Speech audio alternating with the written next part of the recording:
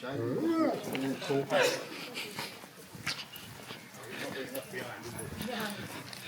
I'll apologise for these little white labels on things. Our curator doesn't know shit from clay really, and so we have to have them on there to know what vehicles are which.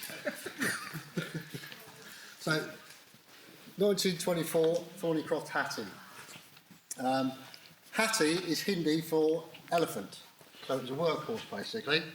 Built by Thornycroft Motors at Basingstoke, which Thornycroft blended into Scannell, which blended into Leyland, then got rid of, basically, so it's long gone.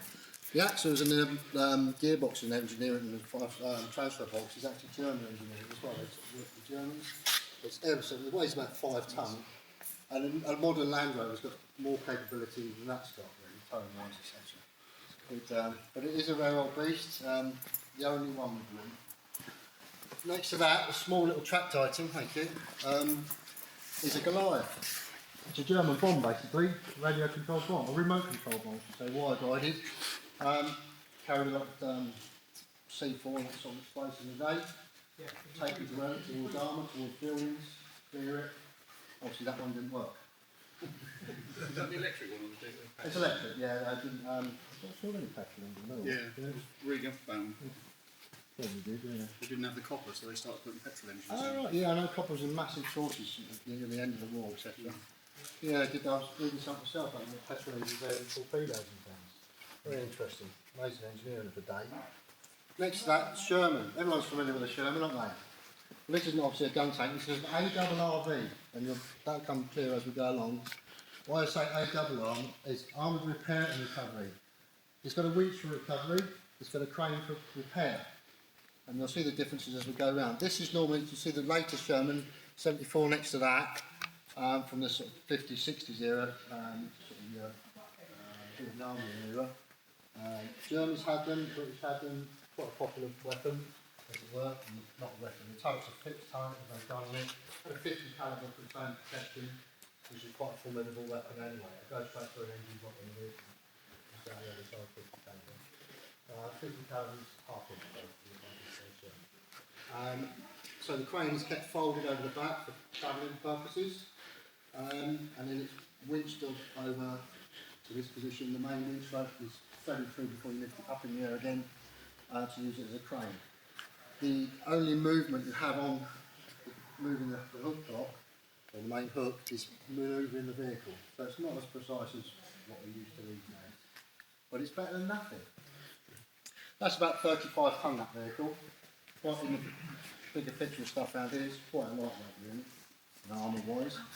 That one, the cast hold, is built by Ford Motor Company. They used to make them, they stopped making them, let's get this right, hang on, they started making them flat side and riveted and everything. So they found when a shell hit you, the rivets popped and they just shot everywhere.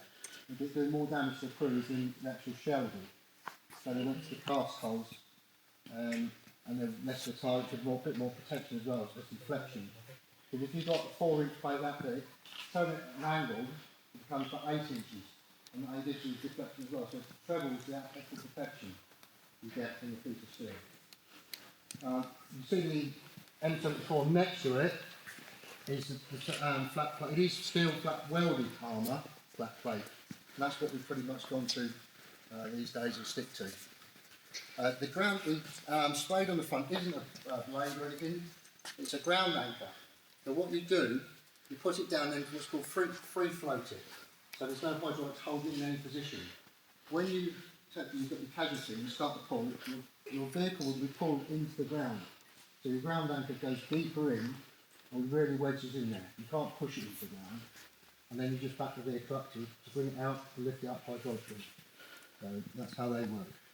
You have a small winch on the top there, it's taken out to your casualty through a small reed block, comes back out to your main winch cable, and then pulls that out, rather than guys trying to struggle, maybe under fire, to pull a main cable out, because that's not fun. That's really, really hard work to get them to move. That's about 40 tonne, that vehicle, slight difference. A lot faster, going back to the earlier M3 Sherman, that's got a Cyclone Right radial engine. The radial engine was exactly the same engine, 19 litre 9-cylinder engine, was exactly the same as engines as Dakota aircraft. And on the Flying Fortress, they put one engine in front of the other. So the 4 banks you see on the Flying Fortress, it's actually 8 engines, with 18 cylinders a block. Each carburettor on those engines, the float chamber holds 3 litres of petrol. They were known as Tommy cookers, because from the middle backwards, the arm was very, very light compared to the front. And so I shoved it in the back end, set 600 litres of petrol straight ablaze. This plate, I know this from actually another guy I knew was doing this, putting these on in Lancashire during the war, was added on afterwards to give the crew protection, because obviously this steel wasn't big enough, thick enough. And so it was all added on at Lancashire really, mainly. When the Americans moved there, they found they needed it. Also another little fact, the same guy told me, he was 92 when he passed away. The first place the Grants went to, which is a Sherman place with a sponson gun on the right and a small turret, was North Africa. It was so hot out there, it expanded the push rods on the engines. So once they were out there, they had a hell of a trouble starting them. They could start them in the mornings, in the afternoons no chance. So they actually all came back out, the engines came out back here and put ceramic push rods in, so they didn't expand. For holding the valves open. Yeah, when it expanded, holding the valves open, so you spin it over all you like. But you can't just, those petrol engines either, because they're 9 cylinders come off in a radial fashion, hell of a crankshaft setup. You have to wind it over 36 times by hand to make sure the bottom pots won't fuel in. If you try to spin it to start, just blow the pots back off it. At the end you just killed yourself basically. So it's handy to meet these people and learn actually first hand. So flip the A-frame over the top. This one is hydraulic.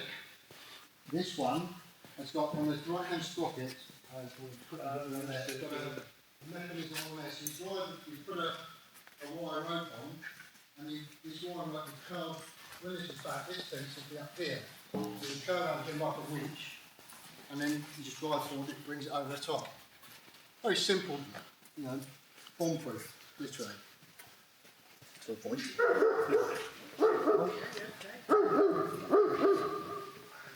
Round enough that that's exactly what we're doing.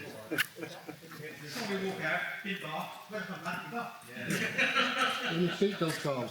We'll come back to this side in a moment. We'll just go down a few of these and then come back to that side. So, the American stuff there.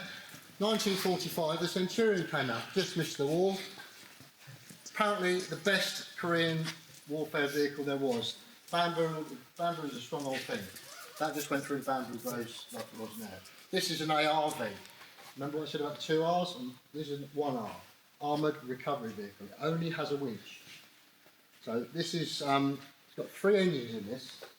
It's got the main engine, is a Spitfire engine, Merlin. The auxiliary winch engine is an 8-cylinder Rolls-Royce straight axle petrol engine. Even the Champ we've got here, this little one with the 2 of the folks, is a 4-cylinder variant. They're exactly the same.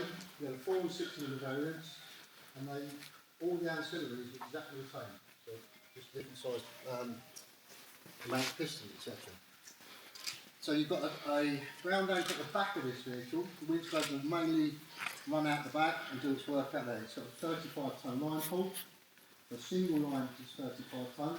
You can always do a 3 to 1. That's through a winch block, to another winch block into casualty, and then back again, that's 3 to 1. And that would obviously do 95 to 100 tonne. And sometimes you'd need that. Although you've got a 40-ton tank, let's say it's sat in the mud, once you get it down to its belly and it's tractor spinning going nowhere, you've got suction. That adds approximately 40% to what you're doing. You need 40% more. So Reckimex come out there, look at this, it's stuck on the ground, more fully blocked out, more heavy lifting. And there's no reed blocks on it at the moment, they are huge in there. They're literally a 2-man job. The tracks were developed in Germany, so the Reapers call them hush puppies, because they're not battle tracks, they're road tracks. They give you no traction really in mud or anything, in spin. The tracks we use today are very much the same design, like the Sherman now. Absolutely useless on grass, really. They're good for soft stuff, but to get any traction, they're not at all. How much weight would they reduce then on the... Sorry? How much weight would they reduce on the weight of the tank? Doesn't really reduce the weight at all. No. Each track is a size 3 tonnes. No, I mean on the footprint of the track. No, I'm not sure that. The footprint of these vehicles, interestingly enough, is less than new shading on the floor. Less than 12 psi. So 3 tonnes a side, those tracks, 96 links, pretty much on every armoured vehicle. Once you start to get, you can take up to 5 links out. So you shorten the idler wheel at the back, pull it in, tension it out, take links out. You get down to about 90, 92, and you know, that runs everything inside. But, you know, most of your blue kit. And every armoured vehicle, British-wise, from this era, has a fire suppression point. You have a couple of these handles down here, and if there is a fire, an external crew member or somebody else will pull them, and that sets off a fire system inside that actually douses a, what's the word? Depletes all the oxygen anyway, it puts the fire out instantly. Then once that's been done, they have to be recharged and redone. Sometimes we didn't have so much on these recovery vehicles, we took all the side plates off, the bazooka plates, which stopped, it's like a passive armour, stopped anything sort of heavy, it would explode on the side rather than hitting the armour. Because most damage, if you hit armour, it won't do on the outside, it splinters things inside and knocks it out, unless the armour piercing sabo, which goes straight in. So that's your engines. To put this on the transporter, from starting from the back to getting it on the transporter, how much fuel do you reckon it uses? 20 litres. That's the length of the vehicle to get it on there, that's how much fuel it uses. So if you imagine those aircraft out there, I'm not sure they would go for it. We've then got a Centurion BARV, Beach Armoured Recovery Vehicle. Their use was to clear beaches, basically just by pushing. The reason it's done that is you don't want to be going in, you'll be working in water pretty much up to the top of that gunnel there. The driver's in this small, just below that number plate, that's where the driver sits. So he's washing the fish while his commander's telling him what to do. And that's job, it's got more aggressive tracks, we call battle tracks, because that wants to be able to get some grip and push things about. And again, that is the better track for that really, for all seasons. Bit fun on the road, you know, full of track, you get your pirouetting places, you've done that before. And that's what it is, beach recovery vehicle. Just literally for clearing, you get tanks for someone come off a landing ship, they want to store it, flood it out with water. That's job is to sit on the beach and literally shove them sideways, or to push on and push off the landing craft. Like, yeah, if they get stuck. Especially when they come in and they get loaded, it's difficult to get off, and the bar will be the last one hanging off the beach. And the first one. Any questions so far? There's a little more of a Centurion gun tank, it's sort of different. One that they come up with 015 gun, it was one of the most effective guns ever built. To the point the German Leopard still uses the same gun, although a smooth one rather than rifle. I don't see, I think rifle better, so I don't have a preference in gun systems, but they tend to go for smooth one these days, it's more like a shotgun effect, which is just down here. So that's what the compact. So if I turn around and we'll talk about some of these vehicles in the past. The black van is a Royal Parcel van, or baggage van. It was based at the Royal Household, Windsor Castle and Buckingham Palace. They're taking royal luggage, etc. to the train, the boat, the plane, and that's what that was for. The Land Rover was specially built from, there was 2 of them built, from standard in-service green and black Land Rover, by the REME in the Berlin workshops for the Queen Mother in the late 60s for an inspection parade of the troops in Berlin. The Queen's used it for various things. It was used for the Invictus Games. I was actually using it, what day is it now? Saturday. Was it Saturday? Yep. Yeah, Friday. I've been away since yesterday morning, 4 o'clock. Can't think of it. To drive the retiring colonel and that camp to the other side of the camp. It gets used now for not that sort of driving officers out. Humber staff car, moving along, same sort of thing. A lot of people look at that and go, oh, Monty staff car.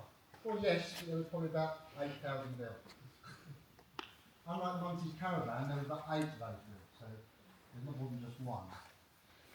The Austin Champ next to that, that's a little thing. Everyone thinks that replaced the Land Rover Dutch and will come in to replace the Austin Gypsy, which is the predecessor to the Land Rover, or in competition. It wasn't. It was built as a stable gun platform. It was built in the 60s. It's fully independent suspension. It's a 4-cylinder Rolls-Royce V40 engine.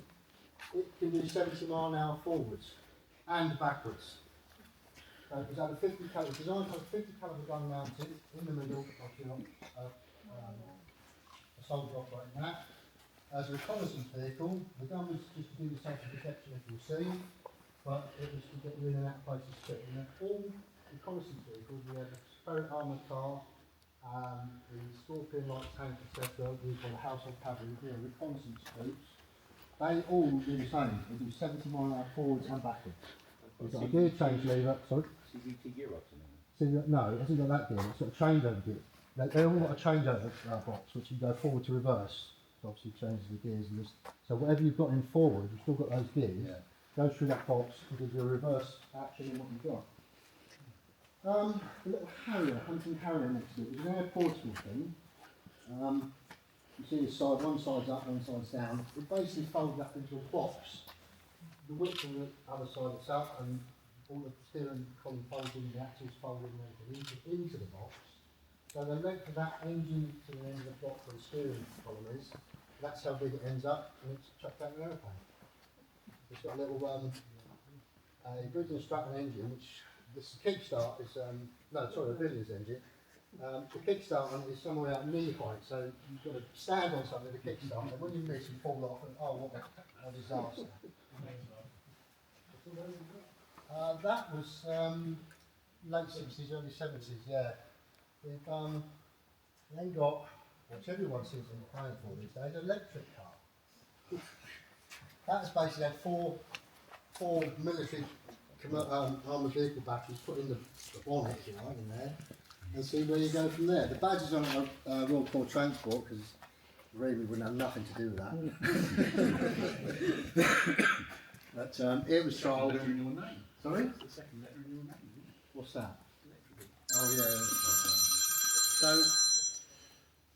that's just it came from the National Army Museum collection when they sort of closed down, like the Land Rover and the Queen's. We got some Daimler limousines and one thing up on the Royal Household, but they went to different places. It's not really our remit here. It's really sort of anything related to REME in the sense that either we repair it or got some history with it, not mainly recovery vehicles, as you'll see. The minute you'll be wondering what's that all about. Well, soldiers are given downtime, etc. That was built by a few craftsmen, that's the young soldiers, etc. for a rally competition. So it's just stayed in the museum or something. It's a Cooper as well, so it's worth keeping hold of. We've got a Willis Jeep in pieces, a training aid basically. We very kindly donated that. As you've seen, there's a lot of cutaway. You can learn from cutting things like that. We used to have a lot of engines like that, the Berlin engines, the truck engines, etc. We used to have lots and lots of those. And they've all sadly been given away. When we were at board and the storage stock was half this, the things that pushed given to other people and whatnot. Well, now we've got this. I think we acquired, since we've been here since 2016, we've acquired about 7 or 8 armoured vehicles. You know, some things of size, and we've all expanded. We're not very good at stadiums of things. I know lots of people. The motorcycles, the fat bikes, the one at the rear, the green one, is the Armstrong, the same as, but it's a Harley. The only thing different between that and the Harley and the Armstrong, still got the same engine. It's got Harley written on the side panels, and it's got an electric start. Other than that, it's a 500cc Armstrong. Kickstart, they were originally, they used to ride one, and if you didn't kick it right, it certainly kicked you back. Awful thing. But yeah, and Harley got on and put a start on that one. Thank you very much. The Can-Am Bombardier 250cc, all just fat bikes really. That was before the Armstrong and the Harley. The Pan-European Honda, that's actually my own bike. That was basically used for escorting tank transporters in the day. That's come from the tank transport section that we deal with. And they said, well, you can have that if you restore it. It was in bits and pieces, so we built it. So, because we display it at the tank transport, we tried to take it out. It's only on this time, but later in the year we'll go out to the rest so we can see what's what. Every section would have outriders, but now you can't, you see on the roads, having the low escort vehicles, the law is you've got to have 4 wheels. And carry tools and everything, and cones and what's what. So so bikes are pretty much obsolete. That's it. Well, in this gap, can you imagine, it's one of the biggest recovery vehicles we've got, actually, and the only one's a Conqueror. The Conqueror was built in the 50s, gun tank to combat the Russian threat, and they were a big, formidable tank with a 120mm gun, which at the time was the biggest. Quite, I mean, they're as high as that, which for a tank isn't a good thing. You don't want a high silhouette with a gun tank. You want to be down low, and preferably dug in as well. But again, they had a Spitfire engine, but it was a mechanical injection, had a bit more power and you know. And we've got an arm here, which probably only stands this high overall. And it's 66 tons. It's got that sort of battle strap on it. We did a dynamic test on it up in camp. We've got a 55-ton shooting knife, which is the sand colour on there. Blocked the tracks, put the Conqueror on it, and it literally dragged that along with blocked tracks, and then all the amount of earth building in front of it kept dragging it along. And there's a little test, we left the recovery bars on it, and said the recovery section, take your 72-ton craft they're using now, see if you can pull it. When it hooked up to it, just went, nothing happened. Because it's got those other tracks on it. No grip. Where's it gone? Sorry? Where's it gone? It's actually, I was escorting it out this morning. It's gone to Reigate, the Capel Military Show, which in a couple of weeks' time. It's gone off on a transport there. I mean, it's a big old thing. It's like 13 foot wide and it's just huge and ugly and whatever. But it's got, like, again, 35-ton winch pull. But it's actually got the same engine capacity and power. If the winch fails, it can still do the same job on its engine. Because you don't ride the clutch ring. On the tanks, it's called a gear change pedal. Just let it go. Because otherwise you burn the clutch out in like 15 seconds. And it will do a 90-ton pull on its own engine, the clutch system, and final drive. So, that's it there. I'm afraid it's not there, sorry about that. Is it going to run it, Captain? Say again? Is it going to run it, Captain? Yes, yeah, John Attlee runs it actually. In fact, he's Lord Attlee. His grandfather was Prime Minister after the Second World War.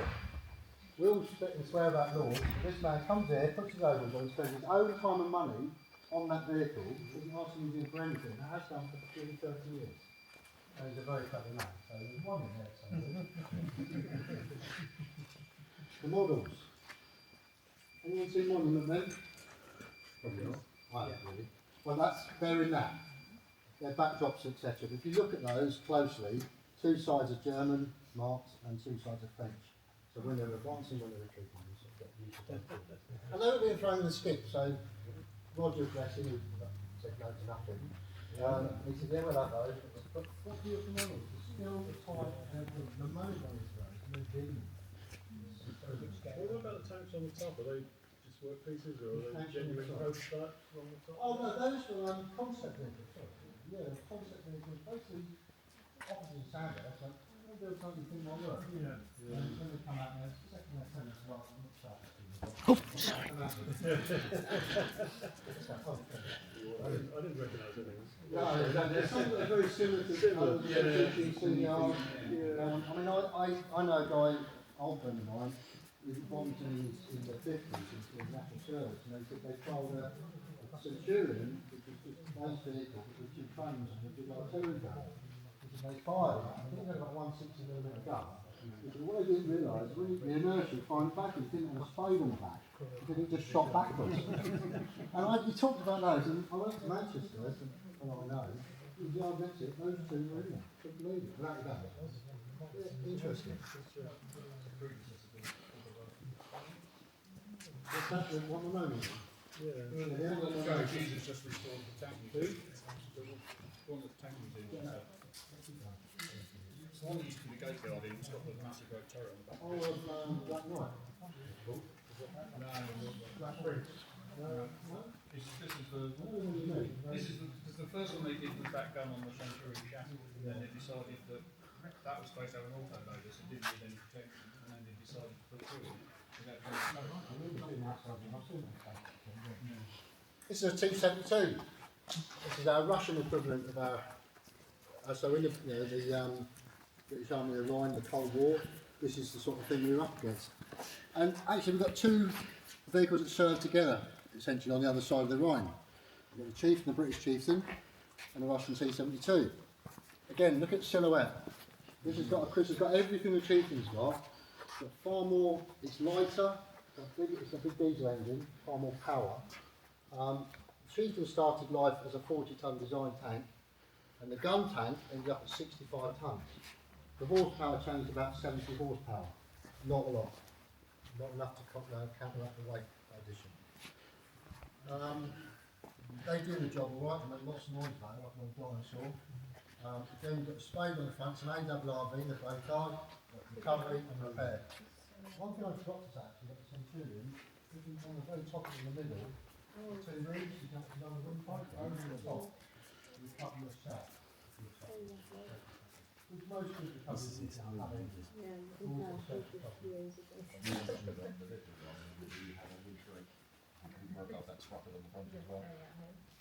Which one, sorry? Beyond the Centurion, the little tank with the sprocket. Yeah, no, that's not hydraulic one. That's a bit more modern. That's like we put diesels in. Yeah, no, what I mean is will you have a winch rope on that sprocket as well? No, it's the hydraulic one tucked in the sort of shoulders of the hull. Yeah. It's a shame that it's not open to have it all the time, but they're just on the room. Just so we've got 72 of that, about 40 tonne. Guys around doing battle tracks on it, so you get places. Chieftain had road pads that change, unlike the Sherman and the Centurion, the rubbers on them, they change the whole track. On the Chieftain, you can there's 2 bolts and you can take each pad out. So when you had to change the pads, it was like move forward a few feet, do a few at the back, move through a bit more,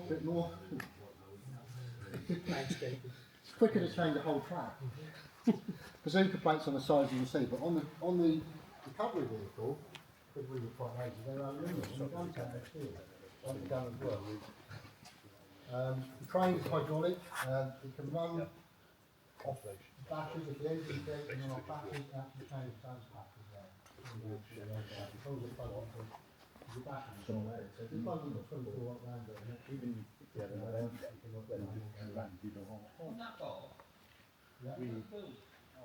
trying to have like a little mini do here, like they could bring in around and stuff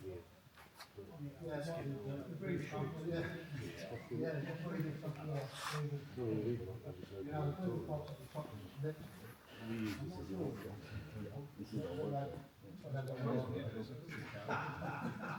You could be in the show, didn't you? Before he gets Well, mind you, none of the 2 regiments I know that were on those, it probably was a shower, because they were very inventive. Bless them. The top, the big one, the air intake, The engine and the the little one is you know you have an air outlet on top of your engine normally. Yeah. The oil fumes come Oh, out. there you go, fair play. Oh, right. Learn something every day. I'm not crying on there, don't worry. Not my thing, it's all my time sensitive. So there's a Chieftain there. Benches. This gun carriage is an 578 carriage, which I don't know if you, some of you know, the M109 and M110 self-propelled guns. It's the same chassis, it's American chassis, V8 Detroit diesel, 2-stroke. It's got the crane on it, it's not a massive crane. The reason being, these worked with the artillery, not for recovery, but for changing the gun barrels. Because after intense firing, especially if it's a crosswind will call whichever side it's coming from the gun and then the gun. So 2 of those are working about 10 minutes to change the barrel. And on the gun tank, on Chieftains and Challengers, you look in the picture, they've got like a sleeve over the barrel. It's called a thermal sleeve, that keeps the wind off the barrel. And on the end of the barrel in those tanks is a small reflecting mirror. Light comes from the other end of the barrel. And once it goes offline, then the barrel is warped, and it stops the change barrel. In the turret tank, it's no kind of thing. Right, the last thing armour-wise at the moment is mechanised infantry and combat vehicle. The actual troop carrier had a larger turret like a stalking a scimitar with a 35mm Larden automatic firing cannon on it. This is again a repair and recovery vehicle. Very much up to date. In fact, this is the only for 523. One's in service for 500. This particular vehicle was upgraded to electronics. Then they decided they were going to make an Ajax and Gillies and all sorts.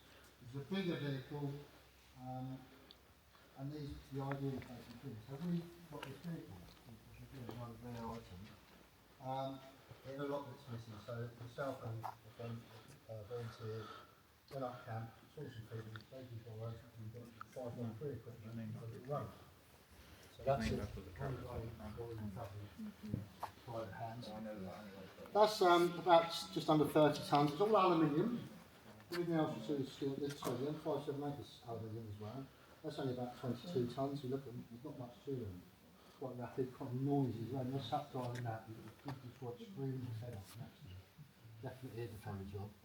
That's lovely. Yeah, it sounds nice and everything, but you can put up with it. It's one of those sounds that's not high pitch. And that would do 50 mile an hour all day long. Fly across country like that. And that's the problem, because that came into service, the chieftains barely do 30, the challenges were about 40 at push. We had support vehicles for the infantry, the 442 personnel carried out, they only did 30 mile an hour, couldn't keep up with them. So they had to upgrade those. So they put bigger engines, the fast gear and everything in them. And then when they found, because they noticed so far, didn't upgrade the suspension, so they destroyed the suspension at high speed.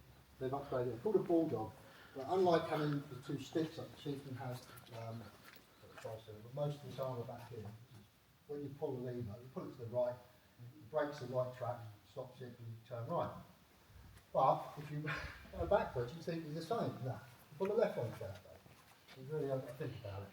It's called epicyclic gearbox. The man who invented it could work out how it did it, because you can have the thing in neutral, rev the engine, and the tank just goes like that. And apparently, the story goes, the man who invented the gearbox couldn't work it out. He sent himself dizzy trying to work it out. But it works. These do the same. So the 432 was upgraded to keep up with these. And that's the sort of speed we're looking at armour going across country. 35 tonne of armour going at 41 an hour. 50 is very fast. It's very scary. I find a lot of squatters that drive on and I find people who stop things like fashion on it. If you sat there driving, just sort of here, especially loading, so you got to bang down. Do not race. I'm not my tank before. It's unlike the modern stuff, it's a nice angle. Tank overalls like that. You go up, there's this guy, I can't see anywhere. I hope nothing's going wrong. You keep going until you come back down and see nothing. The tank transporter boys, they'll say, right, where's your arms? Put them up there. Do not take them off. Just squat there. Anyway, so let's go to some recovery vehicles of a wheeled type. Here we have our Pioneer, SV1, sorry, yeah. This is a 1936 onwards tank transporter built by Scammell Trucks, a UK company. Scammell was a general in the British Army in the First World War, and he decided we need something that's going to do the job, and very rightly so he did. He built the Scammell Pioneer and other vehicles, civilian vehicles, heavy haul and stuff. First person to ever build a 100-ton transporter in the 20s, I think it was, it Bonds? Yeah, there's two of them surviving, solid tyres, etc. And one of them was actually used when after the war they brought a German Tiger tank back. One of those early Scammells was, you see a picture of it in London, with displaying this Tiger tank. Chain driven, weren't they? Yeah, chain drive and that. Now, you've got two Pioneers here. This one on the left is a recovery. The main difference between this being a tank transport, like all the heavy haulage vehicles, and even ones you'll see on the road today, is the length of them. At a quick glance, you say, oh, you know, and what gives it away obviously is this crew cab here for the, what you've got is the crew for the tank transporter, normally two guys, and then you'll have a space for the crew in the tank when you recover it. This was built to recover a 30-35 tonne tank of the day. They did put cheap Churchills on the back at 40 tonne. The reason they are longer is gives you more leverage on your steering to turn the vehicle. Because if you've got a short vehicle, it just doesn't turn as well and get the grip into the front wheels. And also it gives you a counter weight, as it were, to keep the front wheels on the ground. The recovery vehicle, being nice and short, is manoeuvrable. Like you need a recovery vehicle. You also need it long, so the counterbalance. You also need good lift. So it really is a balance between things in recovery vehicles. Horses for courses, you know. You never have one that does everything. And you can see the weights on the front, again, they are to counterbalance when you're lifting a casualty. All these vehicles are generally designed to lift something and recover something of their own size. Though, the winches on these camels will recover any one of these tanks along here. Because this old winch in 1932 came off one up there, I was going to get to it, and went back on, which I decided, no, that winch is better, and we put it on an AEC. And it stayed in service. It's an amazing winch. It lays flat, unlike most winches. You look at the cables, they're vertical. This one's lays flat. And it's tucked away under the cab. It's very nicely tucked away. Tank transporter, obviously when it's working, it's heavy. The gross weight of that would be somewhere in the region, if it's got a 40 tonne tank on, quite easily be 70, 75 tonne. And for that little 150 horsepower engine, or sorry, 120 actually, Mr. 6LW, 120 horsepower engine is like, yeah. So that is geared down to do a maximum speed of 12 miles an hour. The recovery vehicle, you want it to get there, do the job, winch, come home. Not necessarily tow a trailer. Might tow a vehicle the same size. That will do 18 miles an hour. A JCB would overtake that. That's out. Same engine, shorter wheelbase. Now the beauty of these Scammels, they were so manoeuvrable. The suspension, you see the gap between the body. They took this idea for the civilian dump trucks. You've got the drivetrain coming through, you've got one differential on a rocking beam. This vehicle, that front axle articulates both ways like that. These will come up here. So one will be down there, one up there. The places these can go, and it keeps the weight so evenly distributed. This vehicle only weighs 11 tonnes on its own. So it's light, it's got a powerful winch. It's not fast, but it's very manoeuvrable. It's a great recovery vehicle, getting in awkward places, muddy places, etc. Because if you've got, like we come to the Foden, 27 tonne, you take that on a bit of mud, it's like, okay, the next job is get myself out. We're able to do that many times in life. Any questions so far? That's what I like to hear. Silence. Right, we then got to little Canadian Chevy. This is something that was built, the British Army used a lot, the Canadians have built them. Very common build, as in cab and chassis. This one has got Darwood twin boom recovery. They've got your winches, the standard, which can be used straight out the back, and got lifting winches, etc. If you look, you see the frame across the top, which basically supports you when you put your legs out at an angle to hold you up. Now, the reason for that is because being twin boom, those booms will swing round 90 degrees. You can actually hold yourself with one of them onto a tree the other side of the road and be winching something from up an embankment without trying to get a funny angle. You can winch it from the back. And also the other thing with twin boom, you can use one of them, if you've got a casualty like that, let's say on the side, you use one to lift it up, and the other one to hold it. Stop it falling down very quickly. When it gets to that point, you hold it with this one and lower it down. So one little vehicle, that will probably do those winches about 5 tonne on a line. Rollover, they'll do a 30 tonne vehicle. A chieftain, for instance, weighs 55 tonne, 1 tonne. You only need 15 tonnes of effort to pull it over. It's not an awful lot. And to roll it along a flat surface like this, 8 tonnes. So as soon as you start getting gradients, that goes up. Softer ground, that goes up. We used to have a dial in the cab, just turn it so easy to work out and what we needed, etc. But 9 times out of 10 you get away with a little bit less. And so that's something that was taken on by the British during the Second World War. Vast supply, because obviously being Canada, they'd had nobody bombing them and things. Supplies were good. As long as they get them over on the ships, everyone was happy.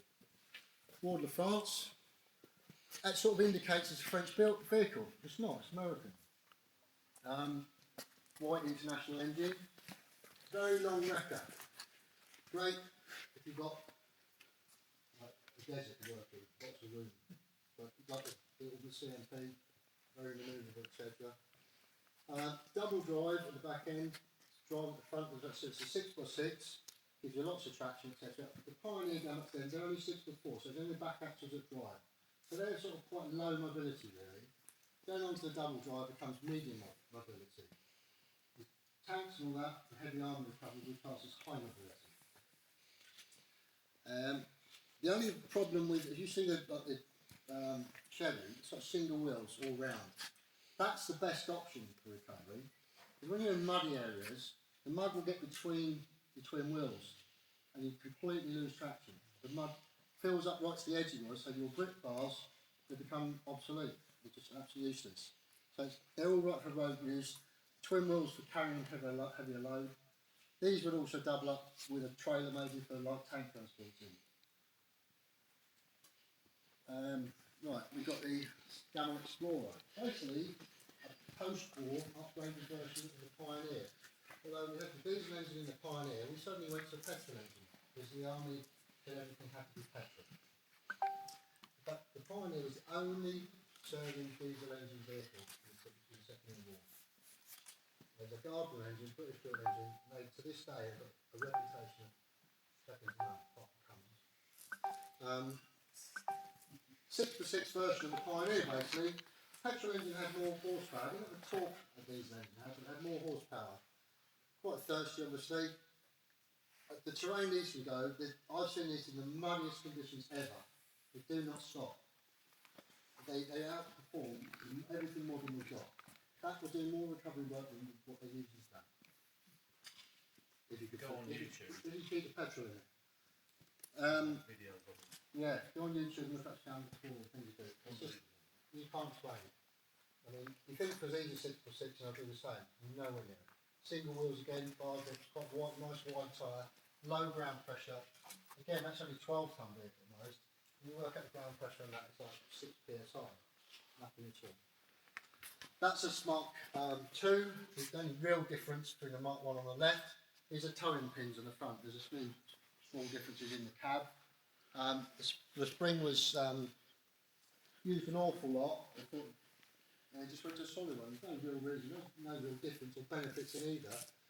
The only difference is if you're recovering one, it's easier to lift a steel than it is a spring. So people don't like in case anything, the U-bolt snapped or something and get safer. But exactly the same vehicle really. That was one of our show vehicles for many, many years. In fact, the guy who used to show it, showing his age now, he's passed away, so he's actually served one of these. And there's one of these, Pioneer actually in the museum, Swampy, I don't know if you've been in the museum. That's the last serving Scannell in the British Army, it served in Belize. That was come out of service, I think, 84, if I remember rightly. So they were just, again, all the Scannells have got the same Scannell winch, same capabilities. As long as you can hold that vehicle still, that winch will do its job. And that's the hardest thing with a recovery vehicle, holding it still sometimes. I've had one that was quite soft ground, and I kept putting ground anchors on the front until it dragged back, and that 60 odd pins you just hammered it, they're going to pop out the ground and you think I could do that again. And to the end, I had this much dirt behind the truck, it went, that's it, I'm staying now. And the chieftain went, come on, we're out. I'm lucky the truck just drove out the big hole it was in, so I was quite happy on that point. We had two of these in Munster. When was that? In Munster, 12 Okay. armoured deck, we had two of them in 80. You probably 1980, I wouldn't I be was one of surprised them, if I was a driver of one of them. Oh, were you? Did you know Nottingham Rockland? Yes. Oh, there you go. That was his show video. I've already looked after that. There we go. He always gets one spin in the ring, you've done it. Right, little Bedford RL light. R series long wheelbase. That's what RL means. Bedford have a sort of designations, or letter designations, all their models.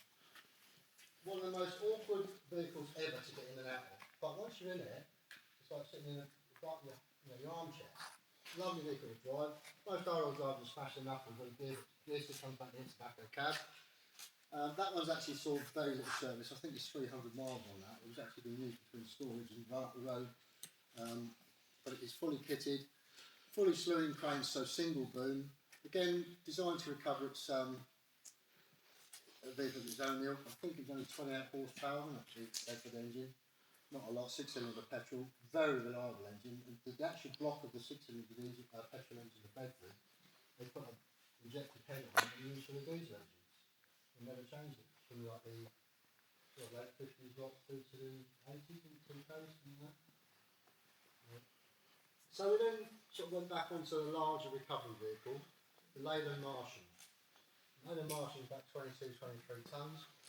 Rolls Royce 8-cylinder V80, we talked about those at the camp, and we've got other vehicles with auxiliary engines. Great engine, really, really reliable engine. Used obviously lots of petrol. Not a massive engine, as you can probably tell by the size of the bonnet, etc. The winch on those is a hydraulic winch, which everyone's used to, a hydraulic slewing crane. The cranes are great, the they're a wheel block, they lifted quite well. But as regards support legs, you have to put everything on manually. So it was quite hard work. They ended up in most of the workshop plans, which that's something that will take much to do things. They just don't pay it. Obviously I had to at times. It's built by Leyland, Leyland Motors. Not really much you can tell about that, but it's the winch, everything changed. They changed them from the scanner to that. Then that was in service, and they sort of, this isn't quite right. So they built the OC in 71, when it came out. A little bit down the left of that, Associated Equipment Company, Chapel, overseas the buses, vehicles, had their own diesel engine, and had a scanner wheel coming up back in there. And it had a slurry crane there, so we put the big slurry, but it then had hydraulic didn't come out 2 metres, but inside it was another ram to get a road out. It didn't really have a long road, it was a single lift. So I think we lifted about 4 tonnes. We all have to do pack trains on two, didn't have much of crane capability really, whereas the Martian did have it. This was more air good extending jib, and also a sensible cab area. The militants weren't fitted with traditional little cab, then we fit components. That was just the build on it. The operator winch on the militant, you turn the driver's seat round so you're literally facing out the back windows. You're trying to find the to tell you what to do, sort of thing, but whereas the other vehicle was sat on top and you can see that you're actually telling you what to do. But a great vehicle, they really were comfortable vehicles, not fast, they'd always hit you there, always hit the back, and always do the job. As the pioneer to such. It's Martian, it's hard work and sweating and all sorts. Then we really got into the wrecker world. Nice and easy, driver comforts. Camel Eka. Eka was a Swedish underlift equipment, fitted in around 75. It was the Rolls Royce of recovery kit. Basically a fold down boom, so the back end folded down like that, you put attachments on the back, forks, chamber there, pick the front up, and you'd be gone in 5 minutes, literally. No problem at all. It's only 64, so it's low mobility. Twin wheels at the back, so it's a road recovery vehicle, really, for essentially for that. I've towed a loaded tank vehicle on those, 105 tonnes. I got in trouble for it. I wasn't going far. I thought, I was just on the track doing it, tow that, so I towed a lot back into the cab. Office now.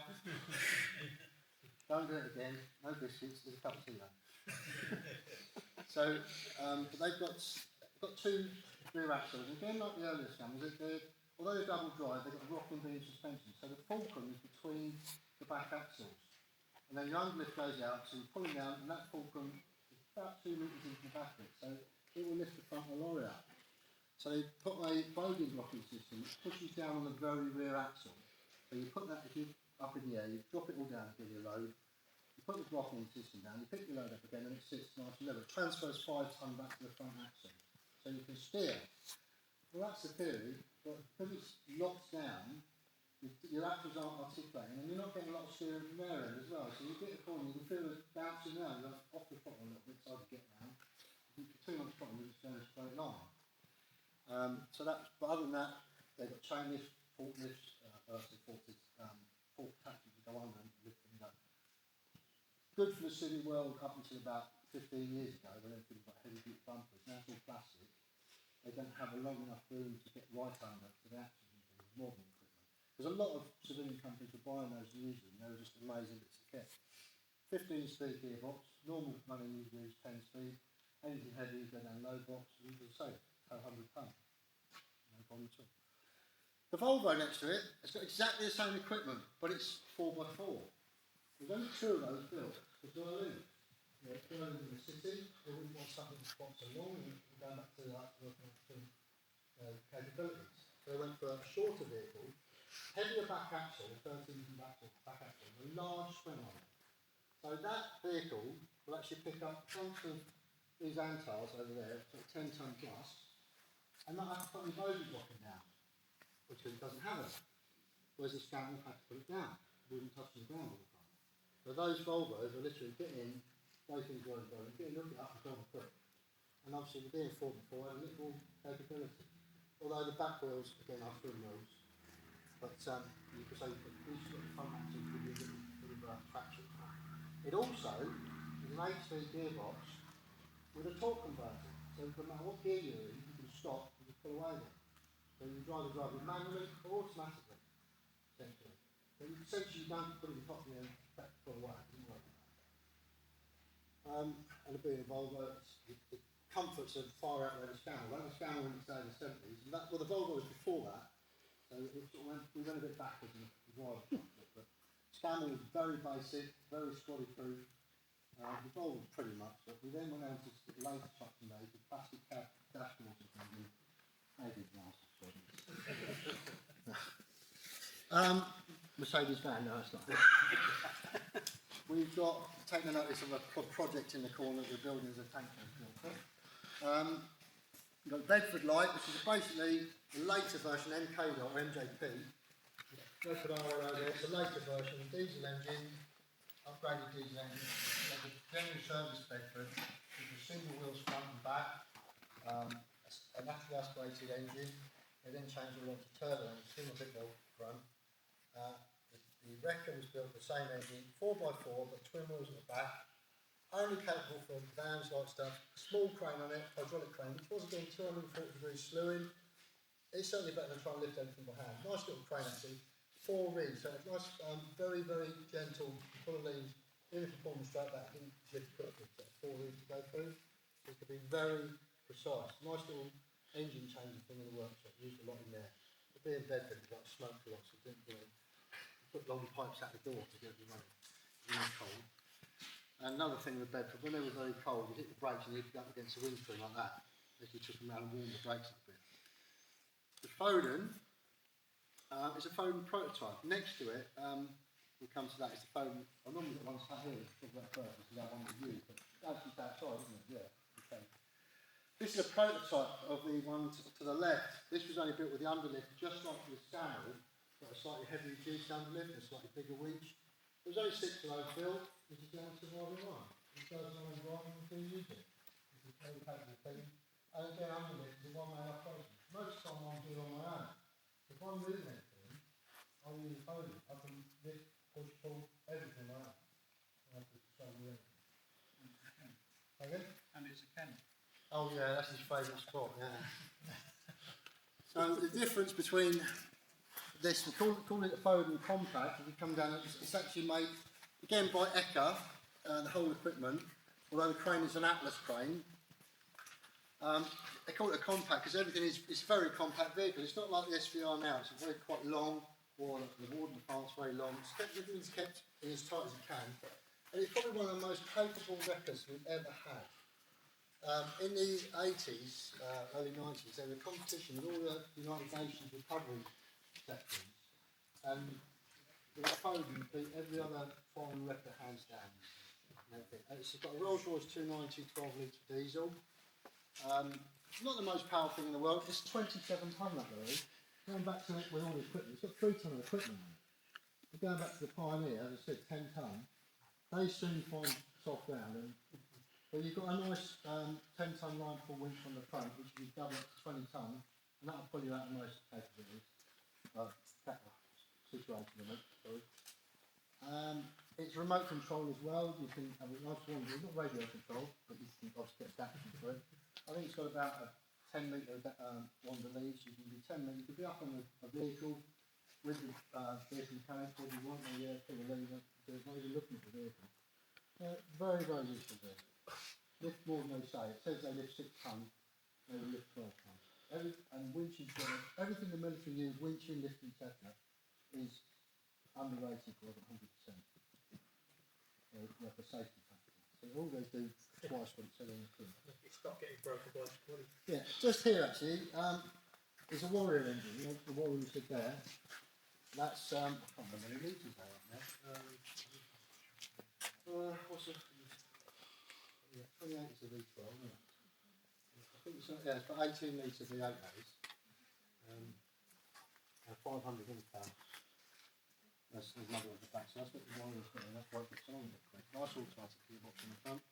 Nice sort of steering wheel, so there's no less pulling to it, just gently over, a little racing. The Antar tank transporter. This is one sort of people remember from the 60s and 70s. We've got a volunteer who works here, who's 22 years on these. And you can make one of these similar like you wouldn't believe. Got straight 8-cylinder Rolls Royce supercharged diesel, 330 horsepower. Not a lot these days when you look at it. Their working weight was 105, 108 tonne. And what got me was when I got to know this guy is the time it took to get places. If you're based in Balford, go to Castle Martin to Pembroke. How long do you reckon it take to get around that, guys? Bearing in mind the 70s, they had the one that couldn't take 100 tonne. 4 weeks. Used to go to Nottingham and pick up new tanks. 6 weeks. The first night out was 8 miles away. From where they started from. Did he tell you about the fish and chips? They should stop. No, I don't know. They should stop at the fish and chip shop. Just to get out, leave it running, driving, get the fish and chips, run up and catch it up. Go up the hill. Change over drive as well. One will jump across the passenger, the other one walk around the back and with it, you know, on the hand front or something, just really crawling along.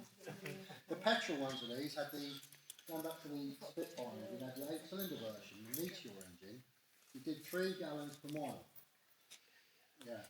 So how much did that cost one? These will do about 2 miles per gallon of these ones, which is what the Commander we've got now is at the 700 horsepower V12 diesel. It's about the same. Commander, I'll show you outside, it's got the down-rated Challenger tank engine. So it's something, you know, it's also used somewhere else. So it's not wasted. So on these 2 Antars, you've got one, I think it's one, with a box on the back. What's known as a ballast tractor. So it's a full trailer. You all see these trailers on half of carry load. That's a semi-trailer. But it semi-carries the load. Half of load is on a 5th wheel plate on the tractor. Coupling, it's called a 5th wheel plate. And I know why it's called a 5th wheel plate. It carries a 5th of the weight. So this carries a full trailer. So it's a trailer that stands on its own. You just unhook it and it stands there.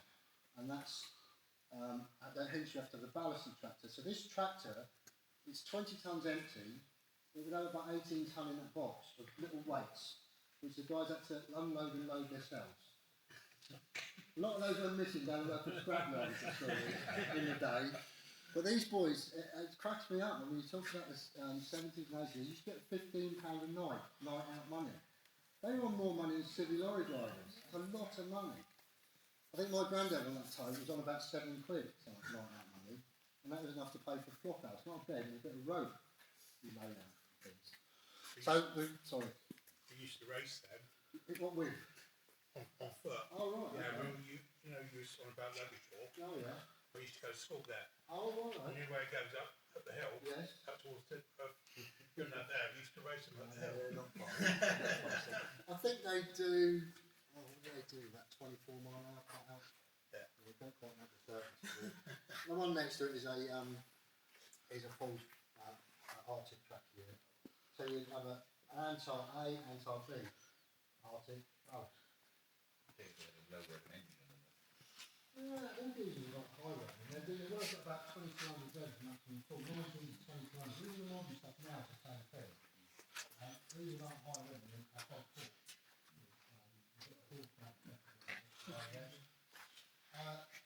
The Polish name on the front is the 7th Regiment had a, after the Second World War, they had a good service on their side. And that was a lot of criminal war soldiers got together, into a school council, to go and clear Europe. These MSOs, a lot of them massively Polish, thanks to that. There's quite a few people in the they would go around Europe clearing tanks out. It wasn't just clearing tanks out, was it? It was clearing the bodies out as well. And they were gone for weeks, months, never saw them. So these guys, the stories are fixing these trucks on the side of the road, engines out, and sort of sorting the engine out. They just got on with it. And it's something that's not brought up in the news stories and things, the recognition of the people behind the scenes. But they've got a hell of a reputation still. And it's funny enough, it's easy to remember, you know the dam busters were 617 squadron, tank transport was 617 squadron, it was a Polish MSOs. The colours on the bumpers dictate the squadrons. White is 19 tanks at Bulford, 3 and 6 regiment, depending on the thickness of the yellow band. They were generally Fallenbossel, etc. but now they're over here. Or, where is it? There's one out the back, isn't it? You did it. And I love marking on it, white over red. And that's the Polish one. Now, why is it white over red? Something, Can't remember. the Polish, or something, there's a reason for it, I forget, sorry, it's slipped my mind. But it's a Polish lady come over, she said to me, why did you get Polish name? I told her, she started crying. Because we regiment, the army, recognise these people. She just ignored it, because her father was never saying. Unbelievable. And in fact, we've got one outside, that was made about 4 years ago after the old Brigadiers. Big old naming ceremony, big pompous ceremony, smashed a bottle of vodka over the bumper, not champagne. Okay, non-military, pass on that one. We've got an Antar in different states of repair here that was found in somebody's garden in Somerset. Actually went up there, put a couple of batteries on it and it started straight out. So as you can see, if you're close and stand on toes, you can see the engine, the pipes coming out of the exhaust pipes. Nicely placed so when you're in there working on it, you burn your arms. Yeah, they're a supercharged engine. Anyone know what supercharger, turbocharger, the difference is? Supercharger runs off a gear system. It's got vanes very tight together that force the air into the cylinders. Turbocharger uses exhaust gases, goes into one side of it. In fact, I'll show you on this warrior if you can come back.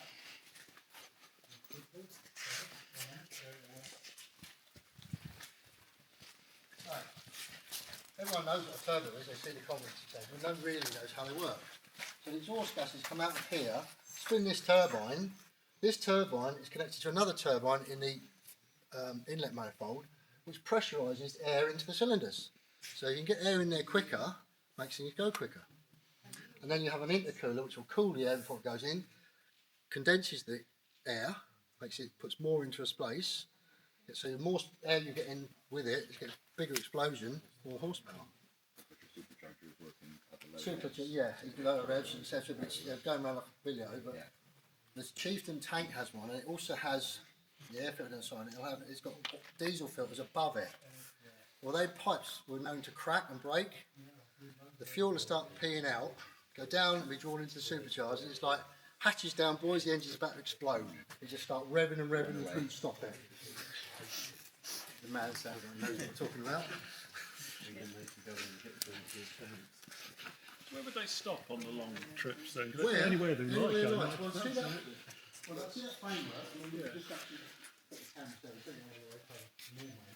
That was their business, so when they stop at night, all the gearbox and engine people are coming up to there, so that's where their business partners, this is part of the side by side, they're the most drunk souls in Europe, they're always right inside, gallons of beer all the time, business partners, all the partners, I've seen pictures of lots of Tony. All they talk about is drink. Well, did you do anything? But the thing is as well, we used to get called out because we can't do some jobs, and we go there and take us to the point of there, that's the problem, you've got the corona. I said, it's all right. Well, this way, I said, forget it. I said, well, what's wrong with you? I didn't want to get the winter out, and I thought, yeah, and they said, right, see ya, go on there. No, nothing like that. No. There wasn't the problems on there. You know, it's different times, wasn't it?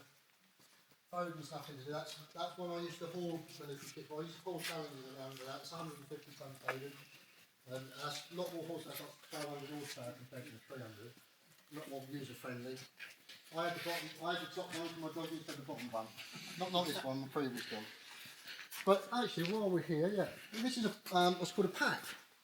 This is we've got a 432 personnel carrier here. All tanks generally have what's a pack system. They have an engine and gearbox together. Although the Chieftain had a separate engine in a sort of normal configuration, engine there, gearbox behind it, running the final drives to the rear of the tracks. Challenge is the same sort of setup, but it is in one whole unit. The Warrior, although it was an engine, has a big gearbox attached to it, a pack again. The pack consists of everything. All the oil tanks, some have a remote tank. That's actually, they'll have a tank in the hull, just pipes into it. There's your Allison automatic gearbox, there's your radiators, there's your cooling fans, there's your engine. This is a called them multi-fuel, but they weren't really multi-fuel because they didn't last long run on petrol. They're designed to run on diesel. They run on paraffin and things. They're a vertically opposed 6-cylinder. That means there's a crankshaft at the top here, and a crankshaft at the bottom. So your pistons are going like that. Rather than your normal car, just up and down. So each cylinder, 6-cylinder, has got 2 pistons, 2 conrods, crankshafts. 2-stroke, so there's no valves, all the ports, etc. Very fast, powerful engine, fast revving engine, make lots of noise. And they'll throw this 14-ton vehicle around 30-35 mile an hour across country, which is quite a feat really. They've upgraded the engine to these now, of course. I said called them a Bulldog, and they're starting to come out of service. So when you lift everything out, you get all the air filters, and 45 minutes, 2 fitters to get it all out. So you come along with pack lifting frame. This is a homemade one, but it's all basically the same. You just put your bolts on, take the top deck off, fold this forward. There's your transmission there. So that pack will join. This is the way it faces. That prop shaft will join the back of the transfer box, I should say. And then there's little arms on each side. When you pull your levers in the cab, they move and brake the bands inside, stopping the drive to left or right track, and that's how you drive. And as you can see, this one, we've got this plugged in off the umbilical cords, which all plug into there. We actually run this pack on the floor outside the vehicle to test it. And we've got, that's why it's out, got a few problems with the injection pump at the moment. But it's all plugged in, and we just, batteries, driver gets in there, pushes normal buttons, the engine starts up on the floor. And we can, when we got that out, it wasn't running. They're normally supposed to tick over about 1200, 1400 revs, 4000 revs in half a second. Whoa, hang on. If you look at that Saxon, you can see all the black dots over it, that's the oil that shot out. And that was when I was driving me, as well, a white t-shirt. I didn't know because I'm too busy. I said, look at the colour in the oh, okay. But that's the extension cables, though. No, that's the length of them. There's the actual ones, yeah. It's designed to do that. Yeah, exactly designed to do that. Yeah. All packs are designed like that. Check it before you load it and then get in it. Still Make sure it works, yeah.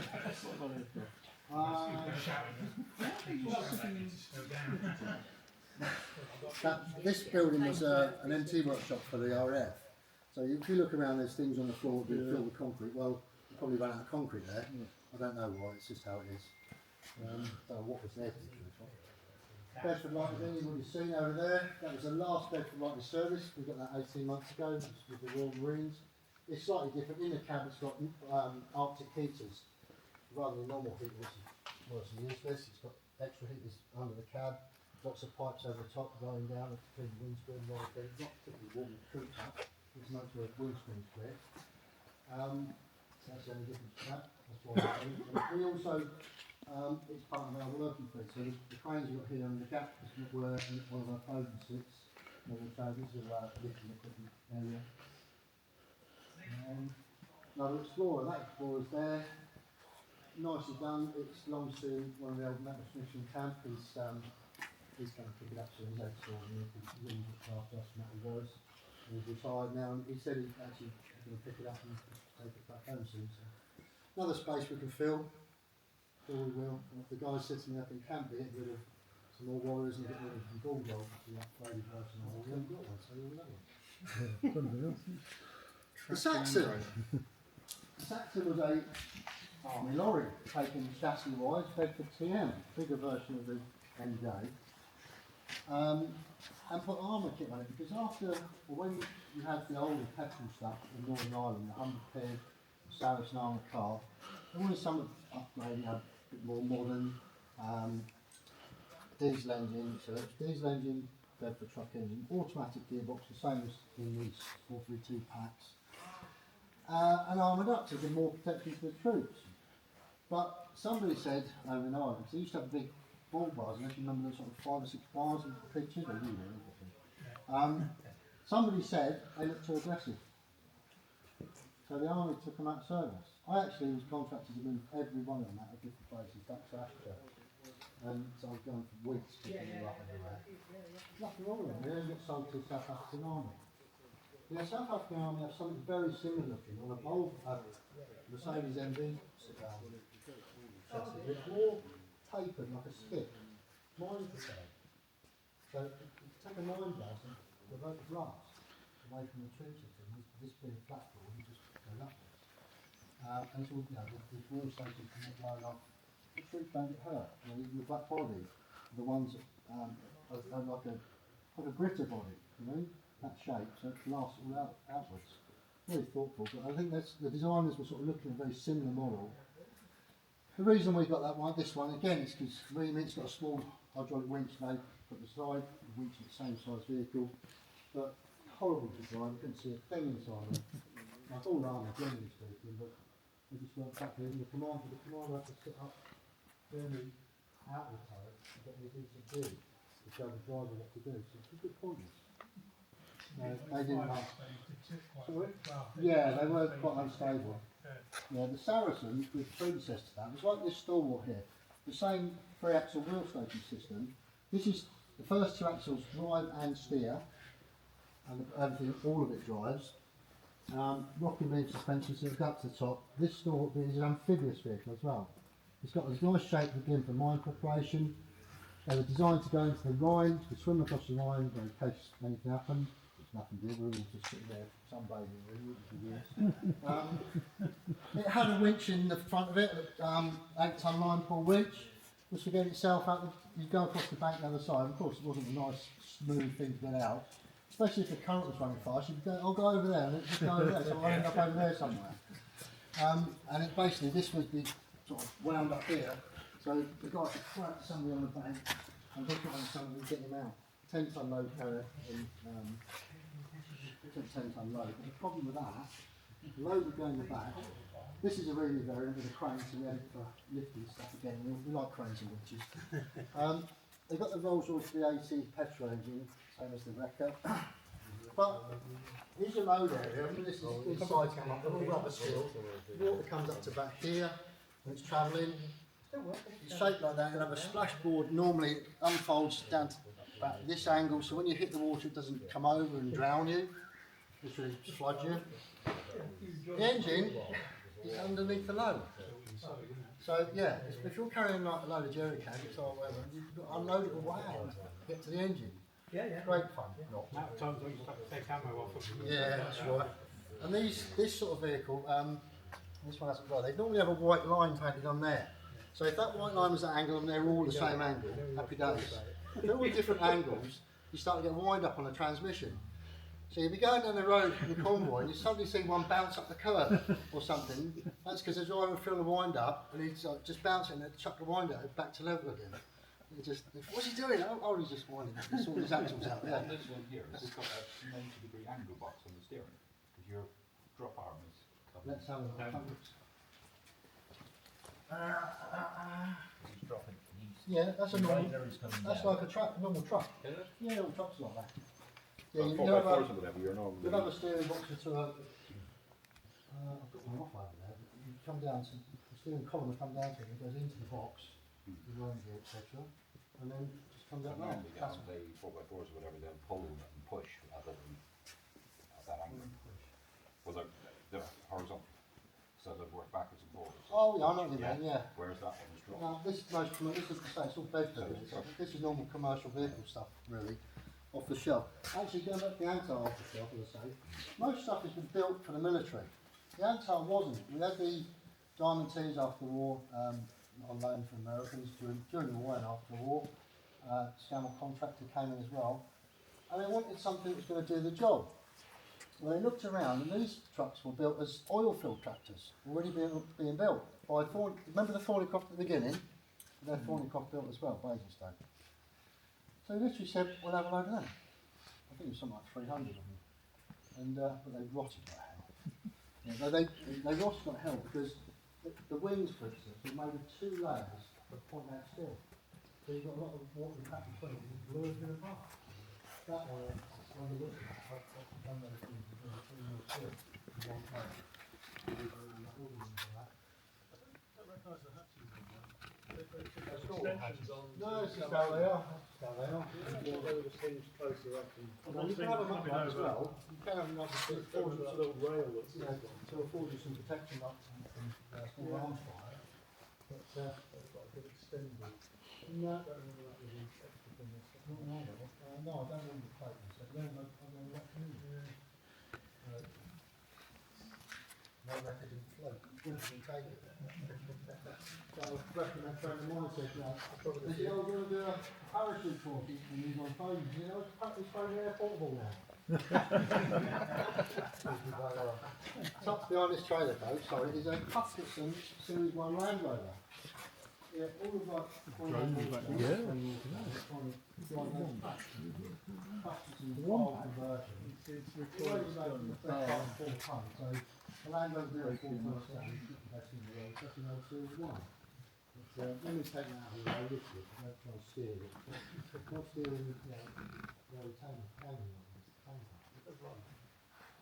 it did there, one of our volunteers was going to take it on, and well, I just decided to try to work that.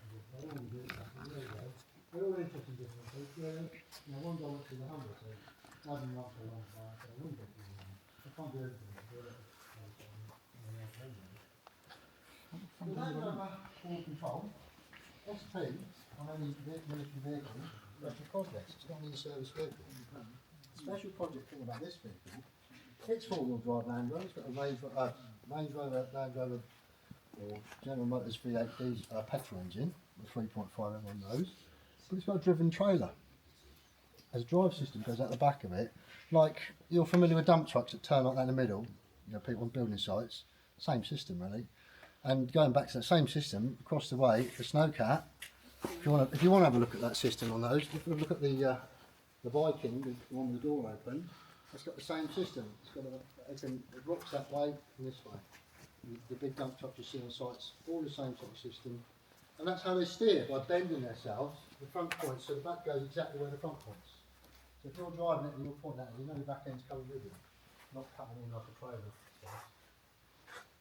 This one is a really conversion, it's got a little recovery crane in it, so generally it's a general service, had a winch put on, a vice to make it, you know, a vice is godsend, believe it or not. Something, if you're on your own, it's another pair of hands, it really is. We've got a 25 pounder because we've got a 25 pounder. We used to have a couple outside the museum at Arborfield. They came along, one was given away, we use this for our events, it just goes out and I've yet to put it back in the other guns. Guns, but we do have gun fitters in the REME, so we've got some guns, I suppose. We don't like one. Quick question. Yeah. What has this one got the different front to it? Again, it's a special project. It's to give you just more room inside the cab. Oh, right. Yeah. Don't ask me why. I remember some. It's very much like the first Ford control. Do you remember those? The sort of narrow cab, like the series cab. Yeah. Put on a Ford control and it's very square. Like that, so maybe it was just done after that. I'm not sure what year that was. But when you look at the others, they're pretty much the same length that side. If you look at that, it's almost the same piece of angle. It's not far off what that is. Yeah.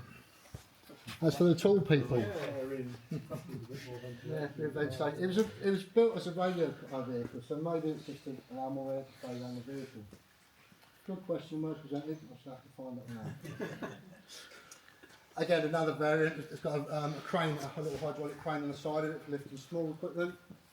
Same vehicle, base vehicle, 4x4, 1 tonne Land Rover. That's the difference between those. The normal Land Rover is about 3 tonne, 3/4 tonne, and this is a 1 tonne Land Rover carrying capacity. We're talking. The towing capacity on a Land Rover is 3.5 tonne unbraked on your early Land Rovers, not your modern stuff now, your Defenders that are very plastic. I don't like your Lego Defenders. We've got some recoilless rifles. They're not guns like these because they don't have a recoil system like these guns do. These will fire, they're going to come back, recoil, get back nice and slow, absorb the shock, the gun will stay where it is.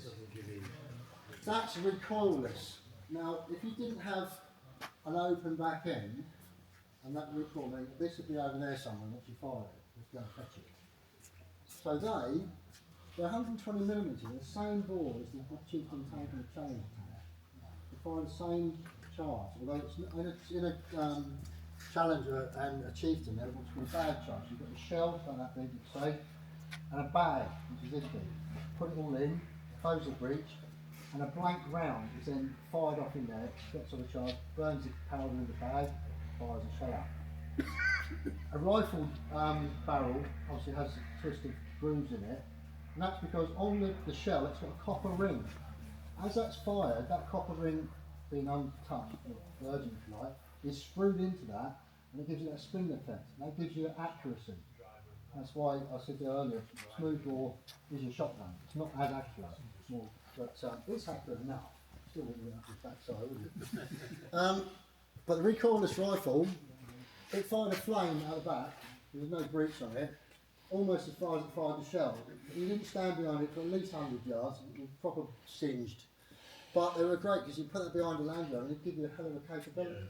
It wasn't the most popular thing though, was it? It wasn't They used used a to lot. fit onto Land Rovers. Yeah, a lot of people strap them down and that, which is more useful, etc. Now, turn them around, you'd be shooting across someone, they'd bounce over and turn upside down. Yeah. They had a ranging weapon on them. These mounts here, actually, remember I talked about the 50 calibre and how potent that was? The ranging weapon was a 50 calibre. If you could just point that and nab somebody else enough to like say, no, bugger off. So you got a, well, there's two there different, wombat and combat. Can't remember the words on that. Too much in there to remember. You've got a little missile system next to it. It's a rapier, a wheeled rapier. They put that same system. We have 4 of those missiles on, generally speaking. The same system will be on a track vehicle, like the 432 carrier, with a track rapier. They would work on the track rapier. It had everything: generator system, driving system, etc. Whereas the wheeled rapiers, you basically need 3 Land Rovers, one to tow that, one to tow the generator system, one to tow the guidance system. But you could, they could be quite a distance apart from each other, so they weren't, one didn't affect the other or under fire. They quite easily shoot anything down that's up there. They're a very potent, very scary vehicle. And in the day, the guys used to tell me, artillery place, Mark Hill, used to play with the civilian aircraft. They'd lock onto it. Of course, the civilian aircraft start panicking. They've got a system in there to tell them something's locked on. And then they're just... Squaddies of buggers, I tell you, they really are. Anything for a laugh. Then we were recently given these 2 training days. They were fault finding systems for leaks at the back, gazelle at the front. Gazelle helicopters, not very big as you see, leaks not much bigger. Leaks are very, still in service, but in so many different marks and variants. The Navy use them a lot. There's something, so the Navy's the last group still using them. They've got a big bulge on the front, which has got sonar system and all sorts. So this is used for interactive stuff for fault finding. That's why we've got in there for trainees, air techs and all that to learn from. We've got a Viking, which is a, we've got a English 206 captain in those as 206 is very flat fronted. Literally comes to the front with flat fronted. Got a Volvo car engine, a Volvo 240 car engine. Volvo built. They're used in Norway and everything. This one, to make it a REME variant, they nailed a winch on the front of it. And they've got a little frame in there, and you can put a little jig frame on there to change your engines and things. And that's suddenly became a REME one. So they have different variants for the back. There's a troop carrier at the moment. They'll have ambulance ones with stretcher bearings, stuff and all that in it. Like every vehicle, it does have variants of all shapes and sizes to be used wherever and for whoever, Marines, etc. And Royal Corps Transport uses what's called AMFL, which is their units that supported the Marines in cold climates, etc.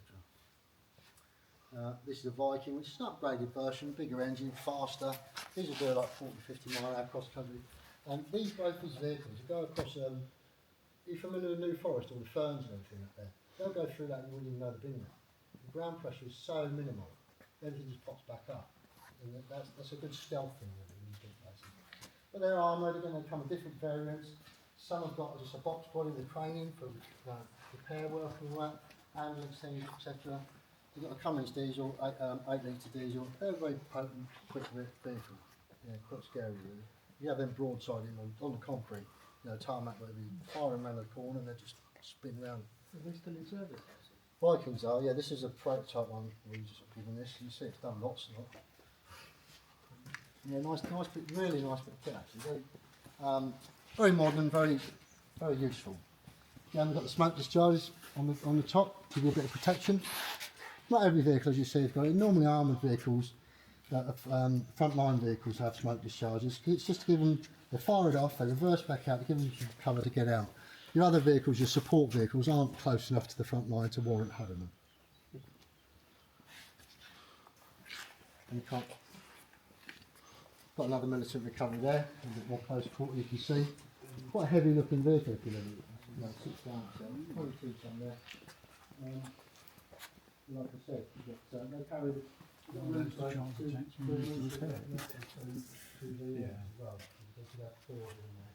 But well, we've never, the only people that ever got any sleeping accommodation really was the tank control. So they're improvised any reason the commanders are clothing on each other double bunking. So they're just pampered pets. We've got a various range of trailers. The one at the back, the canvas, is what's point of lubrication, POL. That's got greasing, oil pumps and bits and pieces, so we go out and supply oils and things to whoever. This is an airdrop trailer. These boxes are padded. I mean, they literally will have an electronic unit inside, no bigger than that. There's so much foam and everything, so if they suddenly fell off, they bounce around and the kit inside didn't get damaged. It's quite a heavy trailer as it happens. You can't lift the front of it. Did it drop with the trailer, or is that something you're going to do? No, the whole lot is dropped together. Yeah, it's all dropped out complete as it is. Yeah. It looks like Sometimes it will be dropped off, and if we lifted with helicopters with Chinook, with the 1 ton Land Rover. Yeah, the system of picking up with the guns as well. The 1 ton we used to say, the 105 guns, similar to the 25 pounders up there, put the whole lot up and transport it. Not drop it from massive heights, but they could either drop them or just land and drop them in emergency, just to flip them at each level so it falls to the ground. But this did have a parachute system, so dropped from a great height was what as well. They tried it with armoured vehicles, dropping them out Hercules and things, you know, low to the ground, but they just hit the ground and bounced everywhere. You know, just destroyed them, so that didn't work very well. Generator trailers, obviously you need power in the field.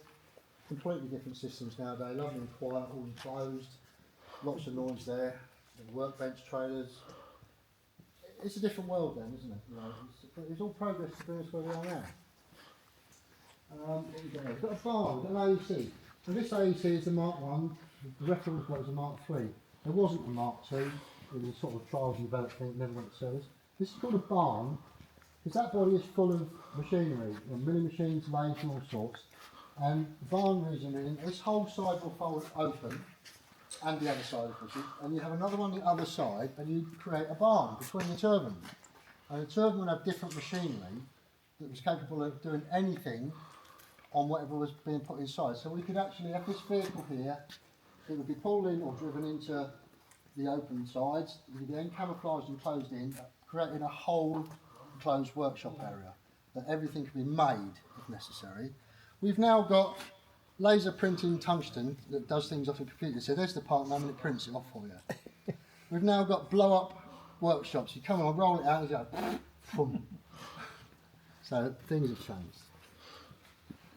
And this is the nickname the knocker. This has no power steering. So you can imagine how this will go about. The heating in them in the summer was just unbearable. You know, we would have everything open, including the doors. In the summer you froze to death. You think they get hot, they don't. Just old stuff doesn't.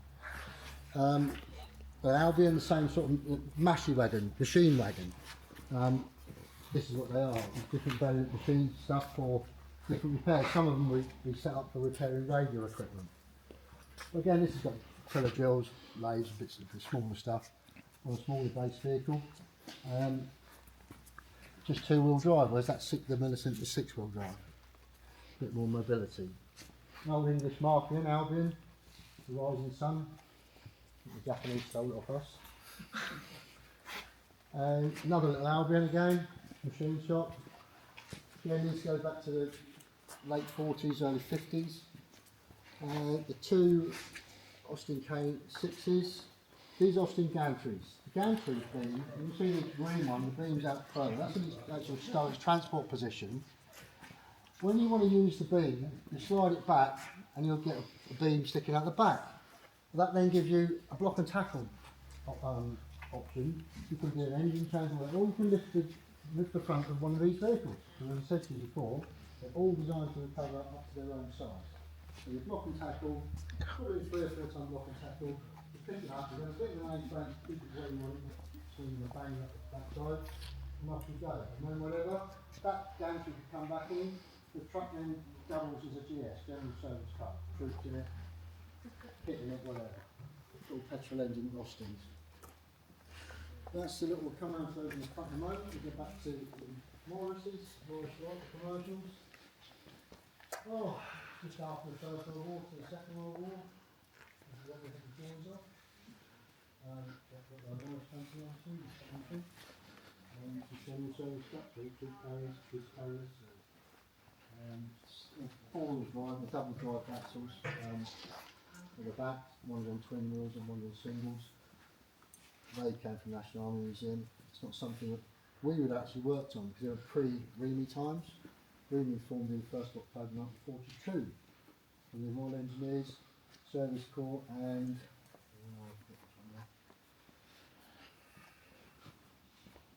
Ordnance Corps. Often came on, I remember seeing loads of them early communities because there was a big PA signal adjustment, that's the radio body on there, radio repairs, etc. An Austin vehicle, very, very popular, very reliable vehicle.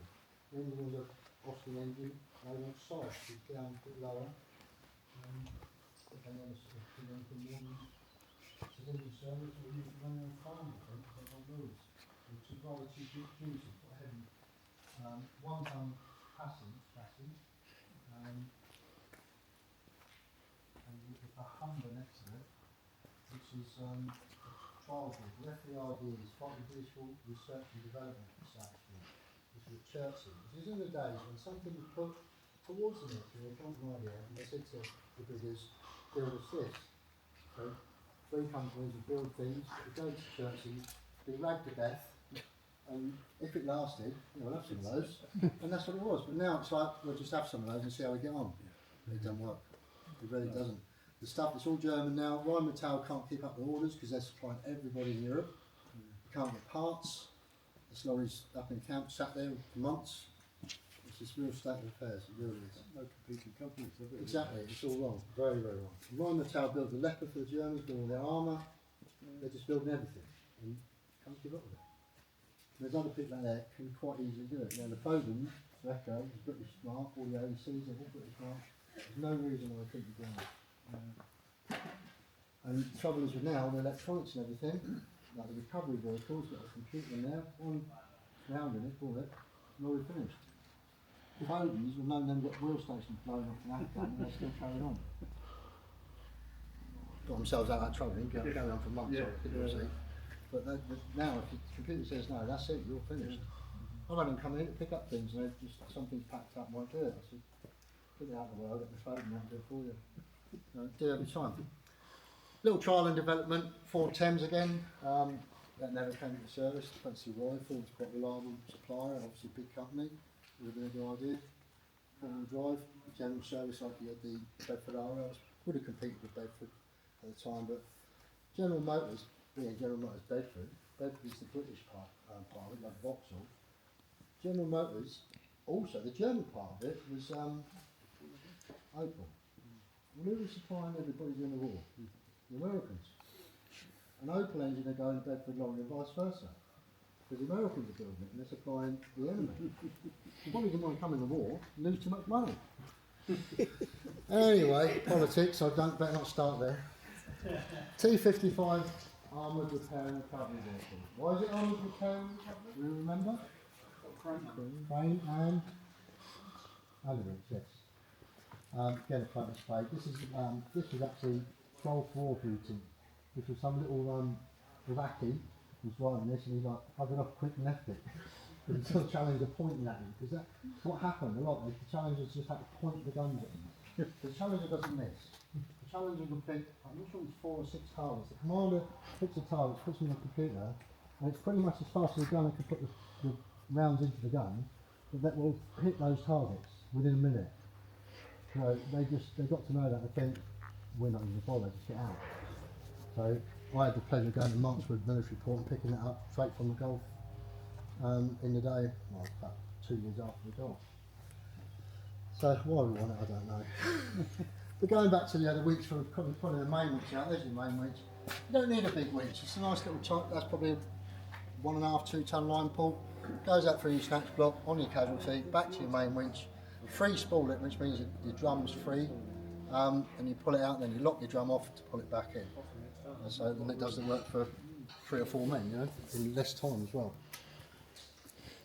This, now going back to the mine prepared, the Suez and Aden conflicts, these were built by Bedford. There's 3 Bedford RLs here. Remember the RL recovery over there? Well, an RL machine shop back in there. 3 variants, same chassis, etc. This was a mine prepared one, the V-shaped cab again. Gave the crew a bit of protection. Sorry? So did it work? It looks like they tried it. Yeah. Do you know what? This was done up years ago. Sat outside under trees at Arborfield, and they just destroyed. You can see the picture there. You know how it looks.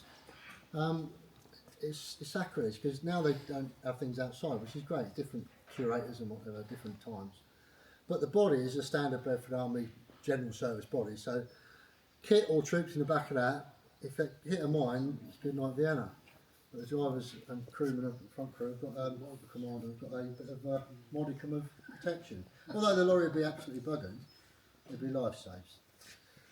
This, again, going back to the Saxon for Northern Ireland days, this was another idea, well before the Saxons, at the same time as the Saracen, who could come up with something that's got similar parts and everything to other vehicles, so we built it on the Bedford truck chassis. Proven chassis, great drive line, great lorry. Let's put a box, maybe like steel on there, give you some protection, not really from a machine, AK-47 that's the Irish had. Which is 7.62 calibre, which our SLRs were the same. We'll just go through that like 5-10 mils plate. The only thing we sort of got from protection out is the Kevlar, which is a matting round the guns to grip it and just so quickly. And the helmets the guys use now, they're all Kevlar. The tin ones just go straight through, bounce off and give you the blinding headaches. And going back to the end one is machine shop again. We actually do using the thing in that. Nice little load in there. Anything you should do, prepare, make up. I'm sure old school idea.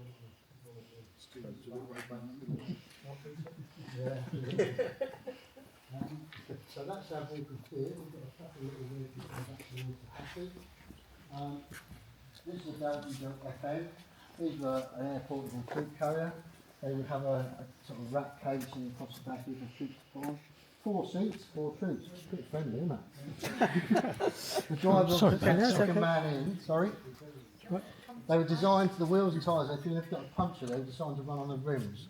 So, and I remember as a boy, my uncle was a truck dealer, and I think he bought about 40 of them because the army had loads of them. They certainly thought they were a waste of time and sold them all.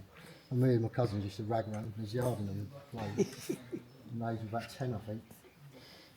A little quad, everybody knows what a quad is, doesn't it? Well, this was built as a jungle warfare vehicle. Little Morris engine, spring start, 4x4, little balloon tyres for soft ground, etc. 2 people sit that way, 2 people sit side to have a look at here, have all the kit in the trailer. The trailer's shaped as it is to float. So the kit, they could float it across a river crossing, chuck the kit out, float the trailer back, lift that in, good luck with that, into there, I think they're probably in that, tip it over, I'll float that across as well. There's a bit of thought gone into it. It was actually restored over about 7 or 8 years by the Army cadets at Blandford. They took it on the Light Aid Detachment section, took it on, and their local cadet units based there. Spent their time, bless them little kids, and brought it back. Because I'd actually forgot it gone. I mean, I've been here 5 or 6 years now, I took over from Roger.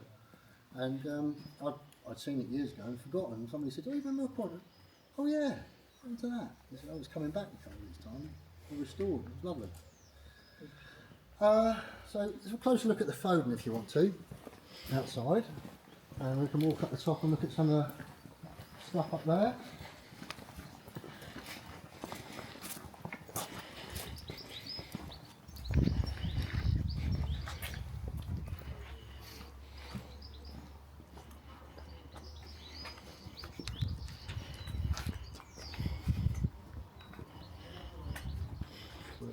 Come out.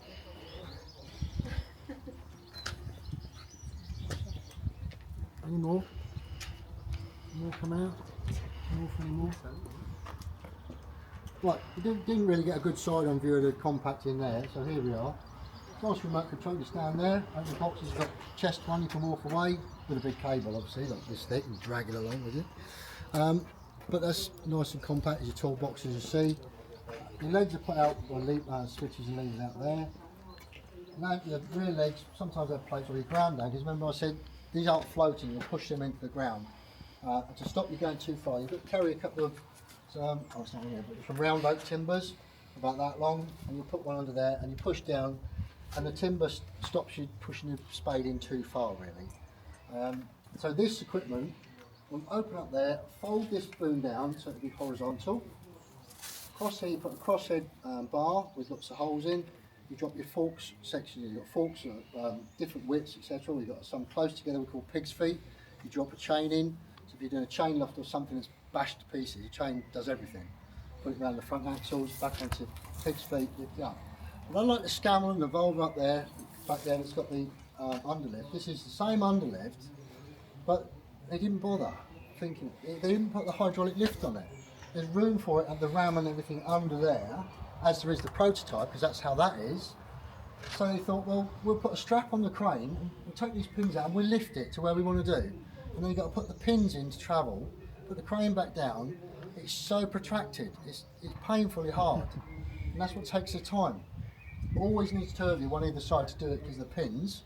If the vehicle's on a bit of an angle, as the modern one they've got now, it's even more precise than this. You can't get one pin in for another, you've got to jack the legs up to twist it back and things like that. So really, it's a great winch lorry, it's a great crane. As far as towing, yeah, not very good. And as I said, it's 290 horsepower, sounds a lot, 27 tonne of lorry. These axles are the same axles as a civilian truck, which is on tyres this big. So it's like up gearing everything. You're trying to turn that higher ratio, and pimple in the road, it's down a couple of gears. It really is hard work, these lorries. Yeah, no fun. You can wind it up to about 70, you come to a hill and you'll be down to 30. You go down the gearbox so many times. But a great winch and a great crane, there's pretty much nothing they won't do when it comes to that front. The crane, 270 degrees go around, it'll lift your spare down, it'll do everything you want to do. It's the same. It says 4.8 at the end, it actually do twice that, in fact nearly 3 times that. I've done it. As long as you can hold the thing still, so if it's falling over, it's alright.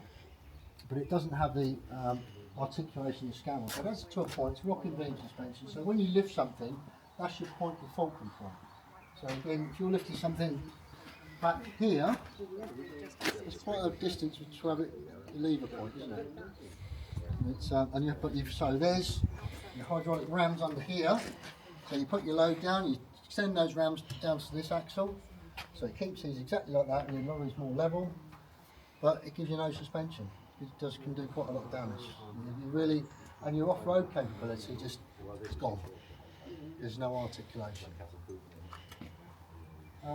There's tank transport up the top if you want to have a look at that. Always. We'll walk up there, full train, commander. There are some steps up here we can cut through.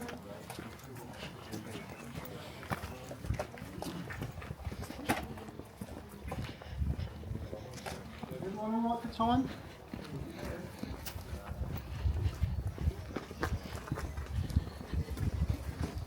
Don't go down. We've normally got a few more here. We've actually got the one and only full train commander, which has got some original head and the wings and all that, and an original 13-foot wide trailer, which is lovely when you're carrying the tower. Oh, these others coming on, sorry.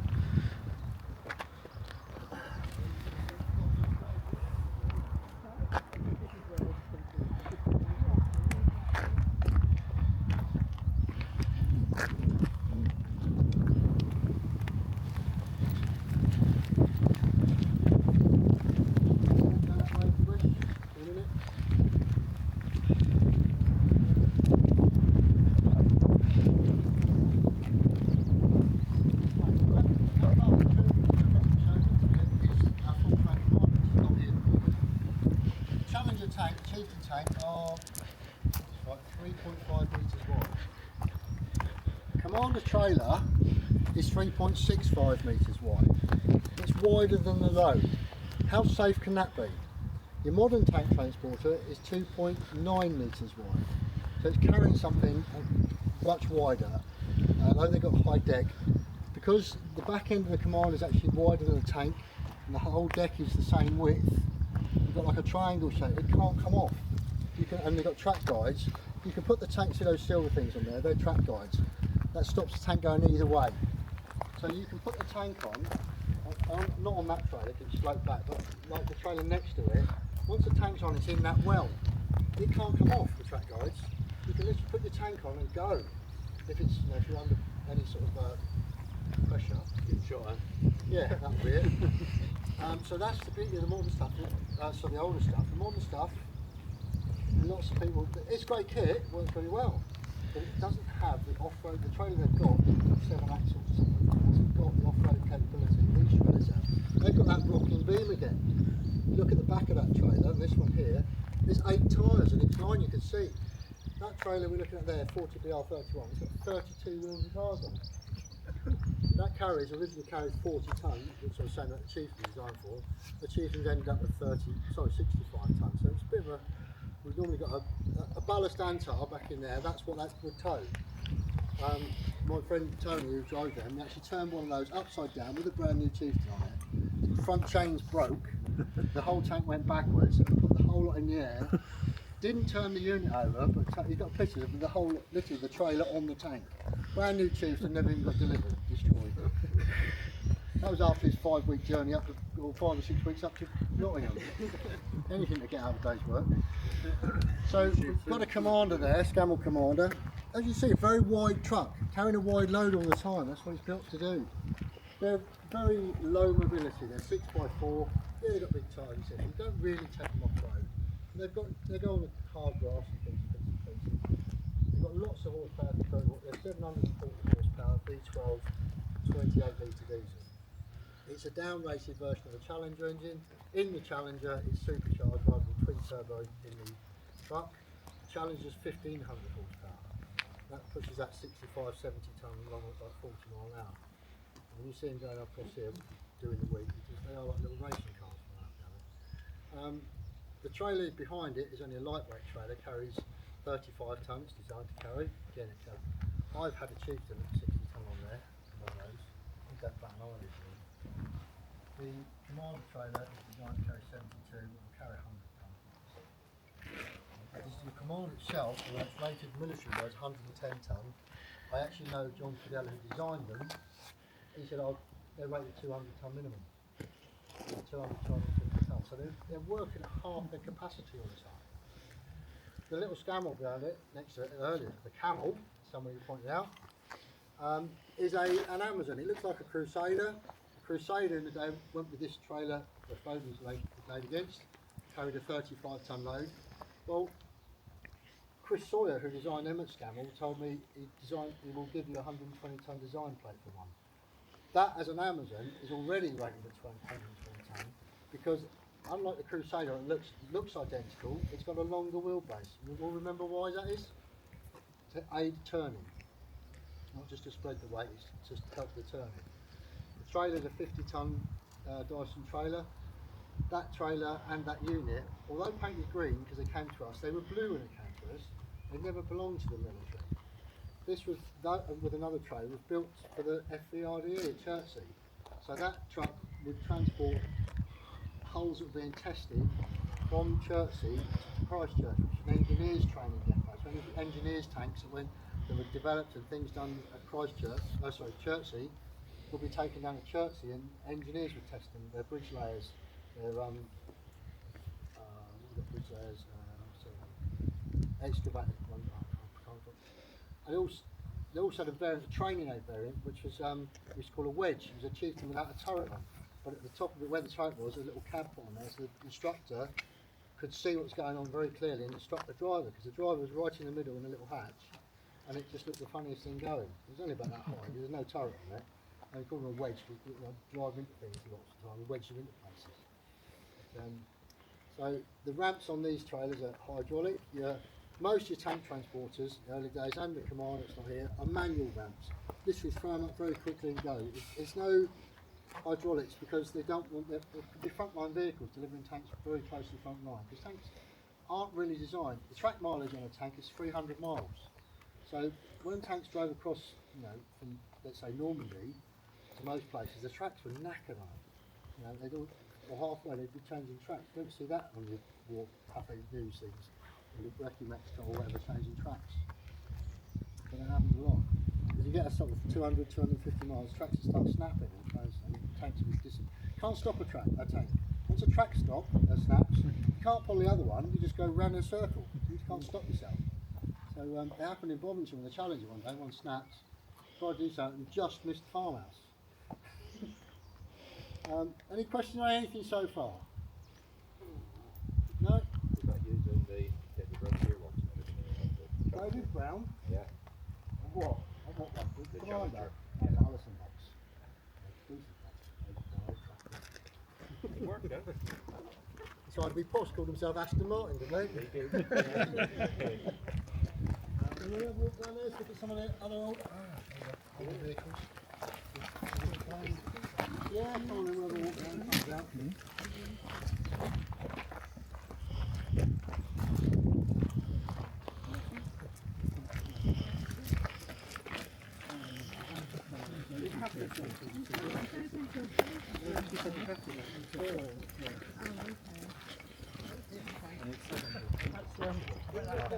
Don't blame me. No, it's Mr. Atwood, that is. There is, isn't he? You'll give them back. Oh, am I still just telling? Oh, we will. Hi, Dad. On the side of the motorway. On the side of the motorway. He's lost my bloody.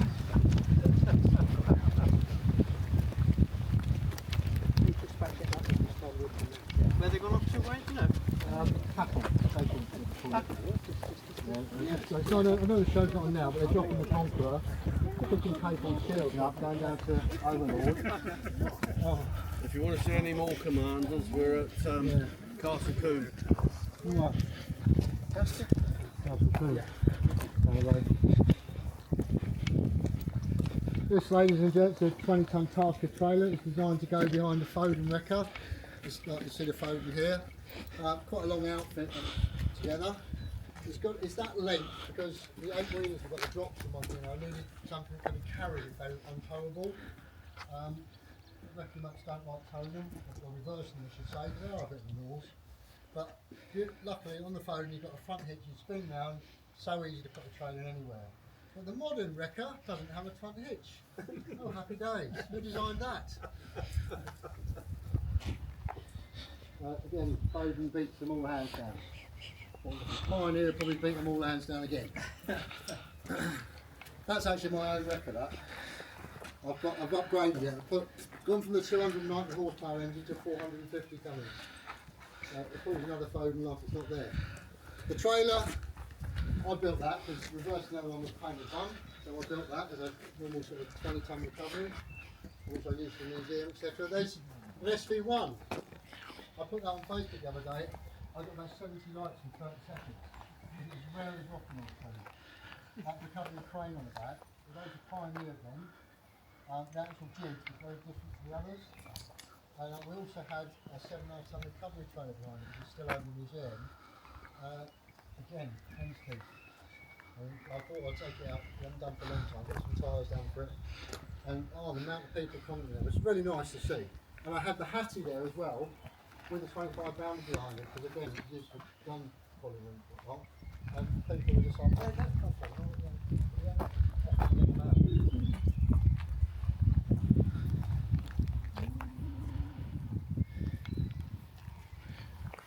We've got a slightly borrowed Diamond T tank transporter from 19 Tank to Bulford.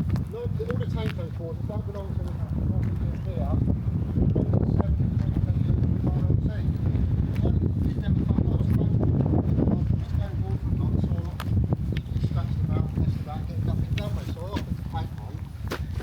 Years later I've got 11. And it's all signed over to me, the Antars, the commanders and the Don T are signed over to me, and I'll get emails, Wayne, can we borrow this? And that's, it's yours. And we take it back to camp and do things and get invited to balls and festivities, and it's really nice. In fact the regiment, 7 regiments, we're in the 617, they did the back Antar down there and named it after the Polish guy. We actually made an honorary officer's mess band, which is quite nice. and presented me with a Polish eagle at that deep, all solid silver.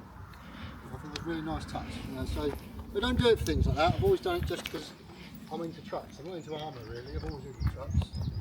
The white one with the crane was one of my lorries I used to operate, and the one the REME one with the back of it.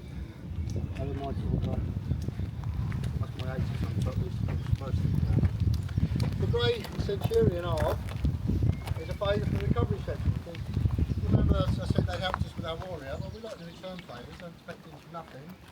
That was Mickey's wagon in the first Gulf War. He was using that, and then since then it's taken out of service, brought in the training age, pushed and pulled into the opposite point of the board, and travelling trucks got in it. Mickey retired recently, and they wanted to put it as a gate guard over the training area. They've got a huge one training up on the training wing.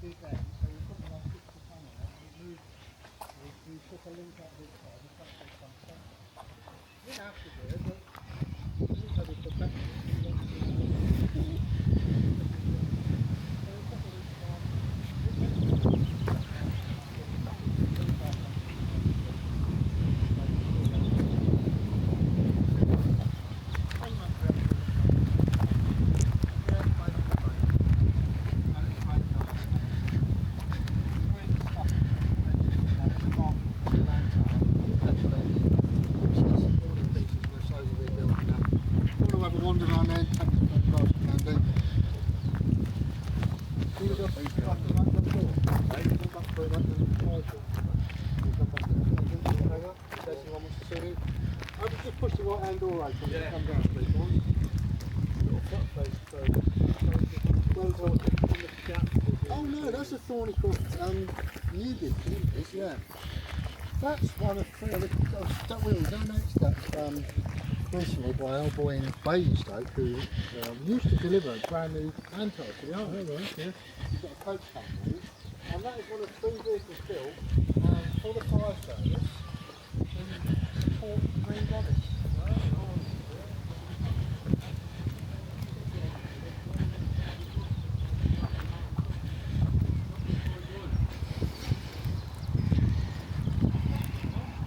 Yes.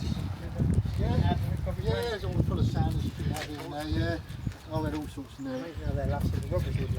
Oh no, that would have perished all sorts of that's been through. But that's quite a real beast, that is. So that's got a B81 again, petrol engine, old B81. The trailer's a POL trailer, a conservatory trailer, compressor on the back when the pipe works. We've donated that from the Devon. Wheel, visit round for it, all up and service. The chassis is good, the main bit's just a tin wrap on the side. Hence we do things like this, frames and that, the metal circles, to the metal there. There's no official way of doing it, but it's like, yeah, come on and get some metal. Things like that, so. This back one, there you go. Yeah, point it out of us, because it's on there, it's page as well. Is